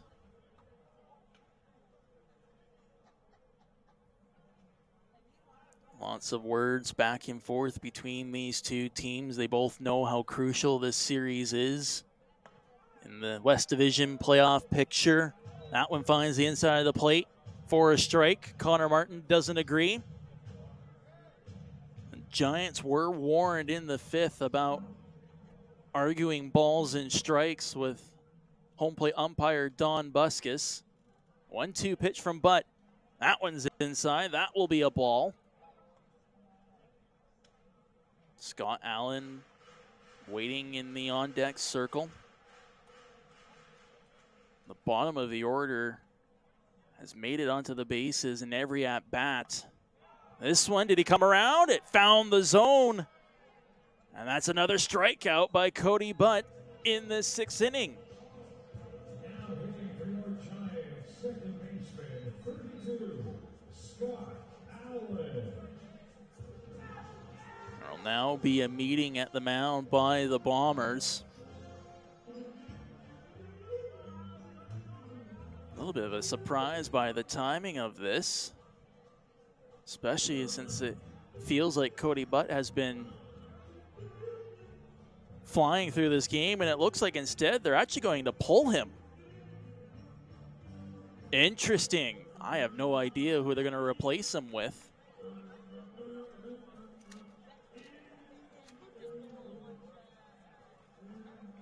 And Lucas Mahoney will now step into the game for the Bombers. Lucas Mahoney from Revelstoke, British Columbia. Another pitcher out of Bellevue University. It's his 12th appearance of the year.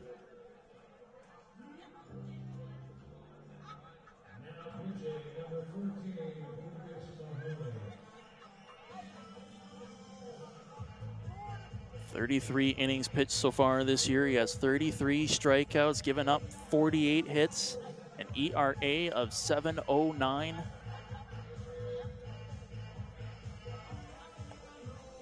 And one of the Bombers is having a conversation with Don Buskus. That was Liam Kirsch, the third baseman.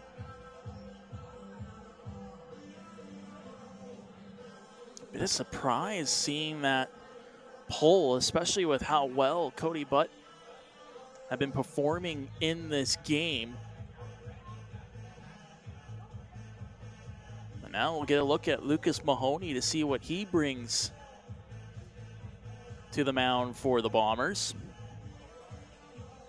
Scott Allen getting a good look at what he can expect in this at-bat. Try to prevent the Giants from going 3 up, 3 down for the second straight inning. Trail this game 5-2.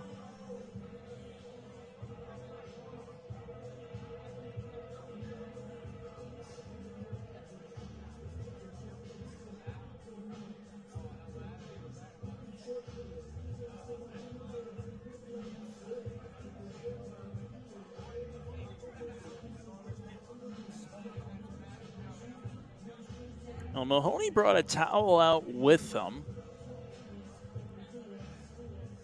He was trying to leave it at the mound, and the umpires have confiscated the towel and brought it back to Brooks's dugout.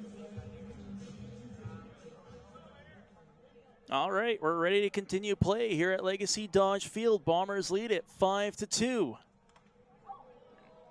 Allen fouled off the first pitch. It catches Don Buskus in the head. Quickly, the umpires come in to make sure that the veteran is all right. Stumble off of that foul ball by Don Buskus. Asking for a drink of water. He'd buy himself a few seconds to clear the cobwebs. Carter Germain will oblige for the Giants, wearing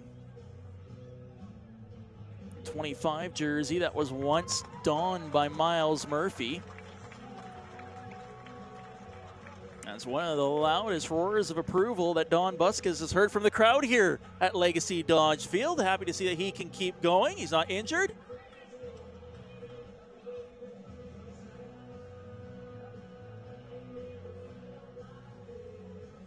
It's very much like a goalie in hockey getting a puck to the mask is what that one felt like.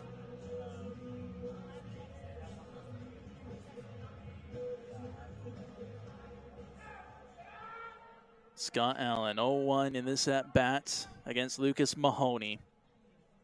Here's the pitch. Over the plate for a strike.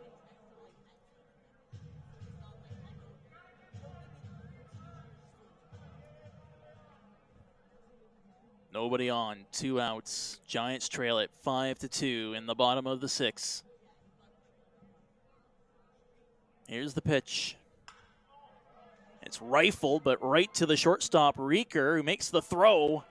And it's another 3 up, 3 down by the Bombers. Giants continue to trail this game 5-2 as we head to the 7th inning.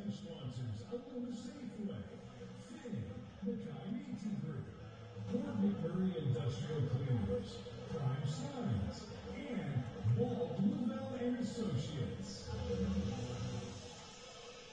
It's your last call for Apple's 50/50 tickets. Sales shut down after the 7th inning. Don't miss your chance to cash in.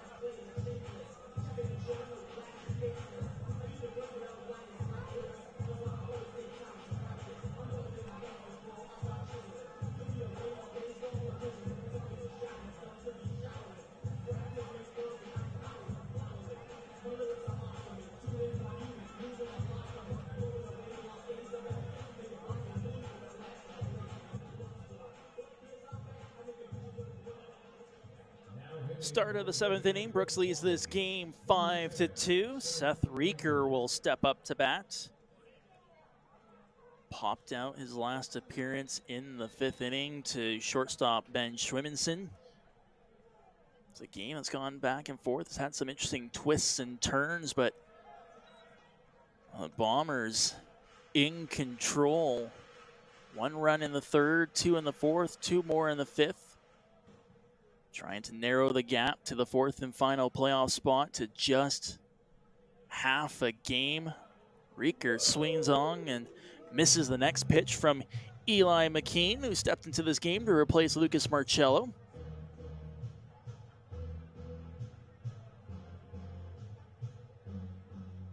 Top of the 3rd at Siemens Stadium, where the Cactus Rats lead the Okotoks Dogs 4-1. Ground ball, McKean misses it! It looked routine. It was anything but as the ball bounced away from Eli McKean. And Reeker is safe at first base. A lead-off single for the Bombers to start this 7th inning. And Kai Hopfeld, who's gone 2 for 3 so far tonight. Pair of singles. He'll go head-to-head with Eli McKean. First pitch outside for a ball.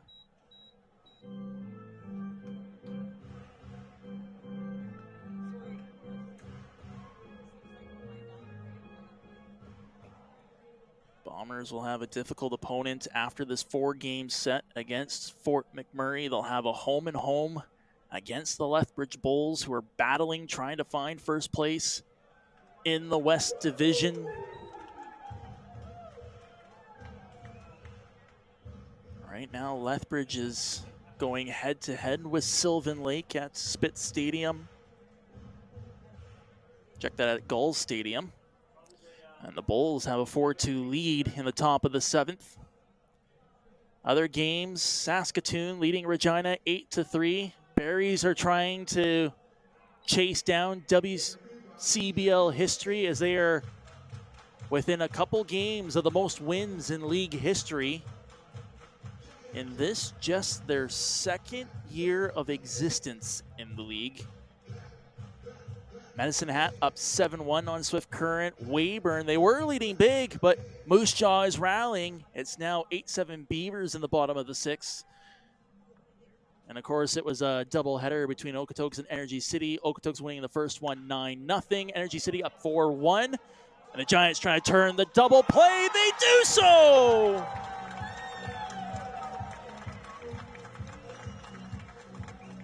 A 6-4-3 double play by the Giants, started off by Ben Schwimmenson.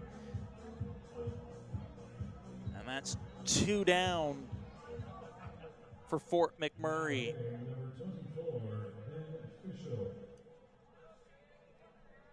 Could a massive defensive play spark Fort McMurray in this game?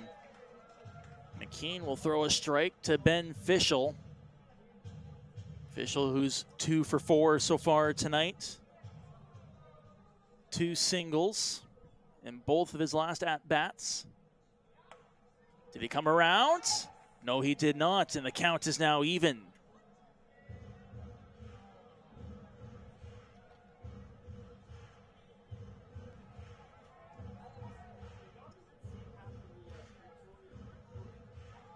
Eli McKean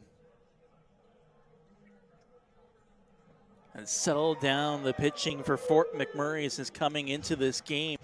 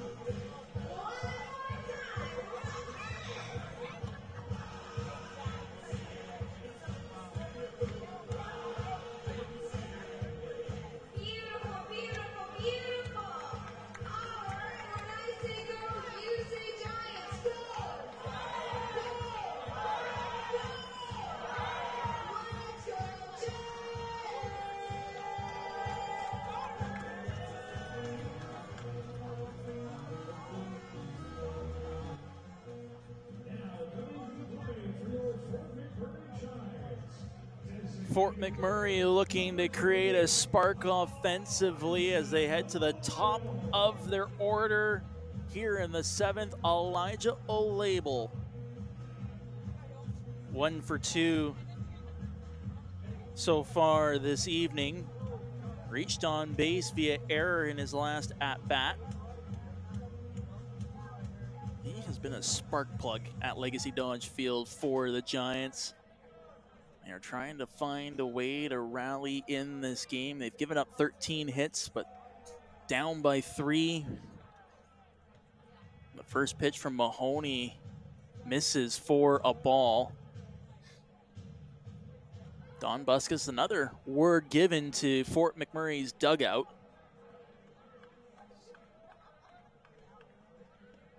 One 0 pitch, low for another ball.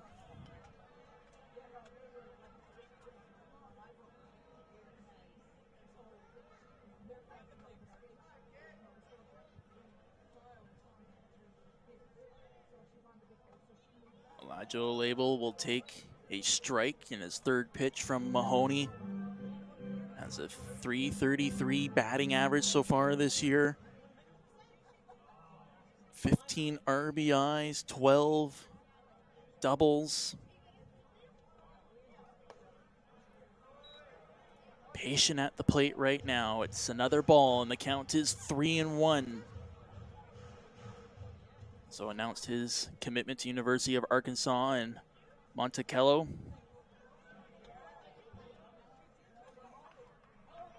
Had himself a heck of a season in northeastern Alberta. This one, it's high, it's floating into foul territory.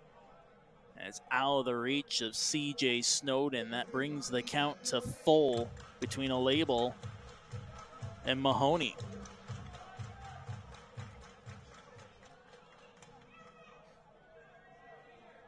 Activity in Fort McMurray's bullpen. Another ball fouled off by Olable. That will end on the football field next door.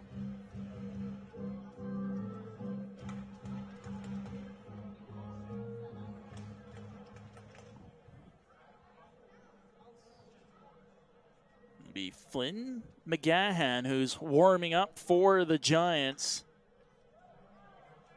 The newest Australian to join the team after Darcy Berry left. McGahan from Perth, Australia, pitching at Iowa Western Community College. Gets himself ready as Olable continues this long at-bat against Mahoney. Getting set for the 8th pitch.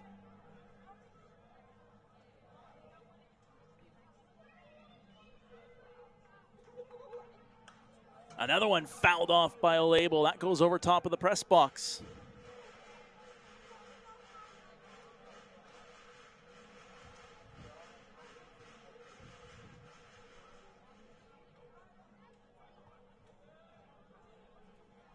Ninth pitch in this at-bat between Olable and Mahoney. Finds the zone. Olable points right where he thought the ball missed. But it's another strikeout by the Bombers in this game.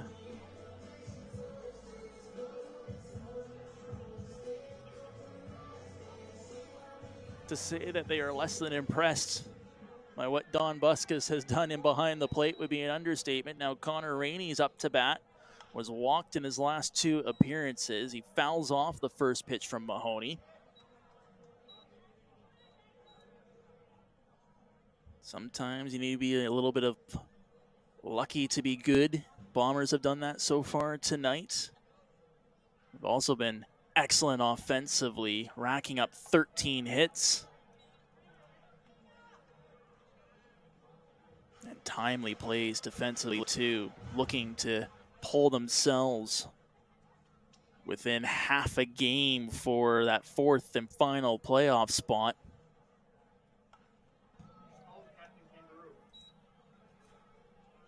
That being said, if the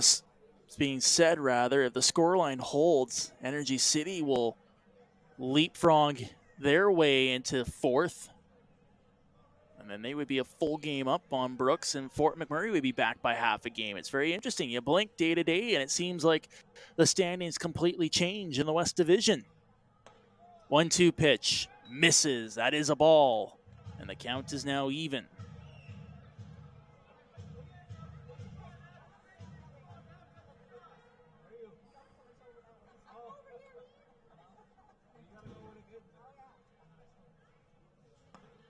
That one finds the plate.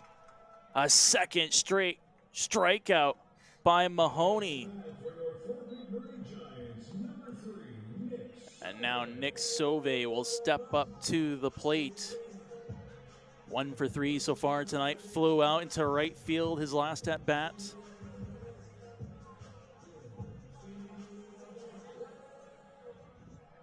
Giants in danger of going 3 up, 3 down for the third straight inning. Sauvé pulls it. Third baseman scoops it up. The throw across from Kirsch in time. And that is the third straight inning where the Giants go 3 up, 3 down. They continue to trail this game 5-2.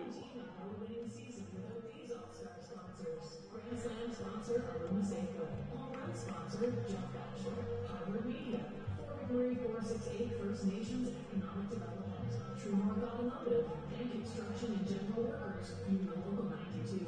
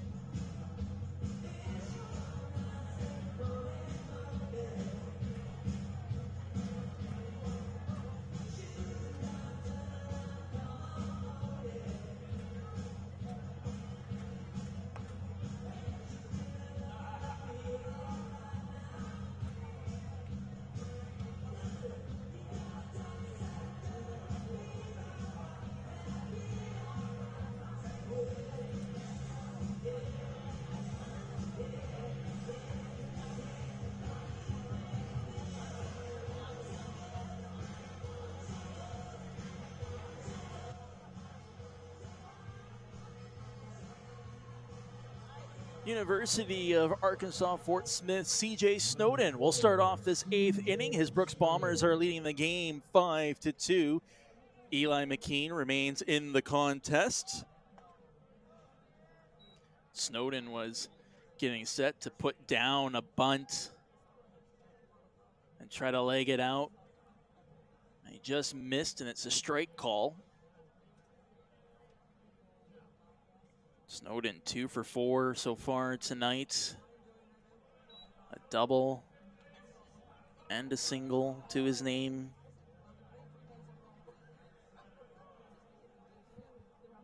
Grounded out to second baseman Scott Allen in his last plate appearance. And this one, he smashes it right to Carter Herkin, turns it, makes the play. And that's a quick retirement for the first out by Fort McMurray in the 8th.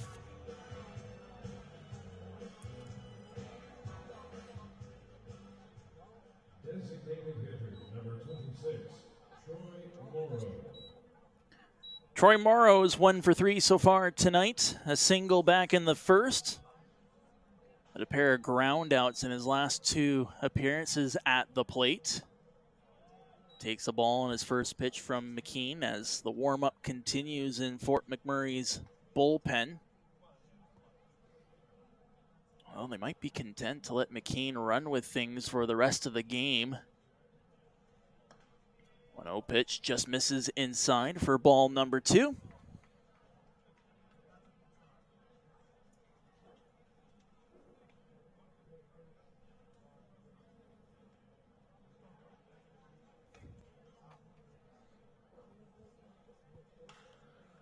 This one's hit hard into left field, but it's in foul territory. And the count against Troy Morrow is now 2-1.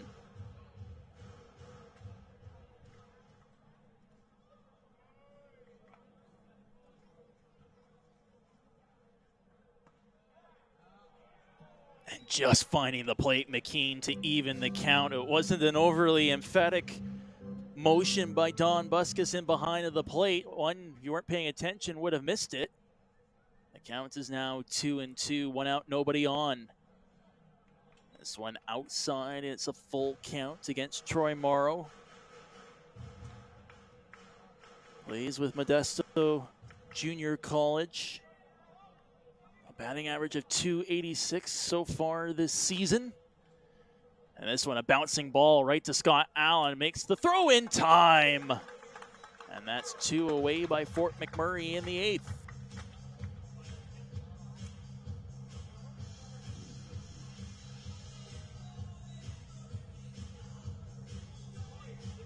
Liam Kirsch will step up to the plate. Walked his last 2 at-bats, singled before that as well.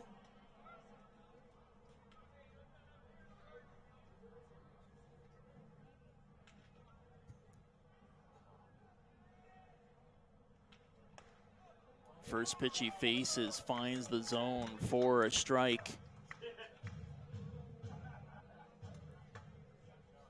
Kirsch has been excellent in getting himself on base for the Bombers this evening. He's actually done a phenomenal job of that all series. Attends Indiana State University, the Toronto, Ontario kid. 2 for 4 last night. 1 for 2 so far this evening. .298 batting average on the season. The 0-2 pitch. Pops it, and it just floats foul. It was one of those where it was kind of caught in no man's land on the plate. Kirsch wasn't sure if it was going to find the corner for a strike or not. Managed to get a piece of it. And he remains alive in this at-bat against Eli McKean. That one low for ball number 1.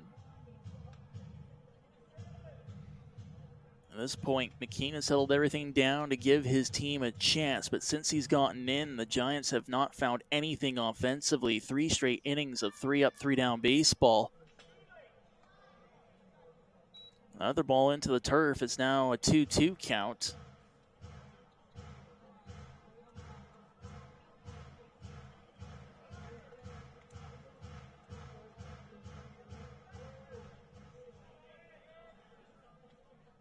Nobody on base, 2 outs. Pitch. See the spray of rubber. As it was another one low and outside. And the count is now full between McKean and Kirsch. McKean resetting himself on the mound. Could fatigue be creeping up on Eli McKean in the top of the 8th? The full count pitch. Did he find the zone? McKean thought he did. Words thrown at Don Buskus, but instead it's a walk. The 3rd straight walk drawn by Liam Kirsch.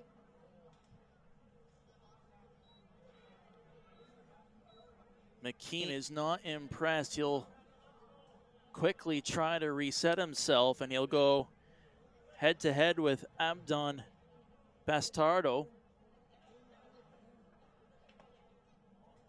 Flew out his last at-bat, takes a ball. It's the 5th straight ball thrown by Eli McKean, although he doesn't feel like it should be 5 straight.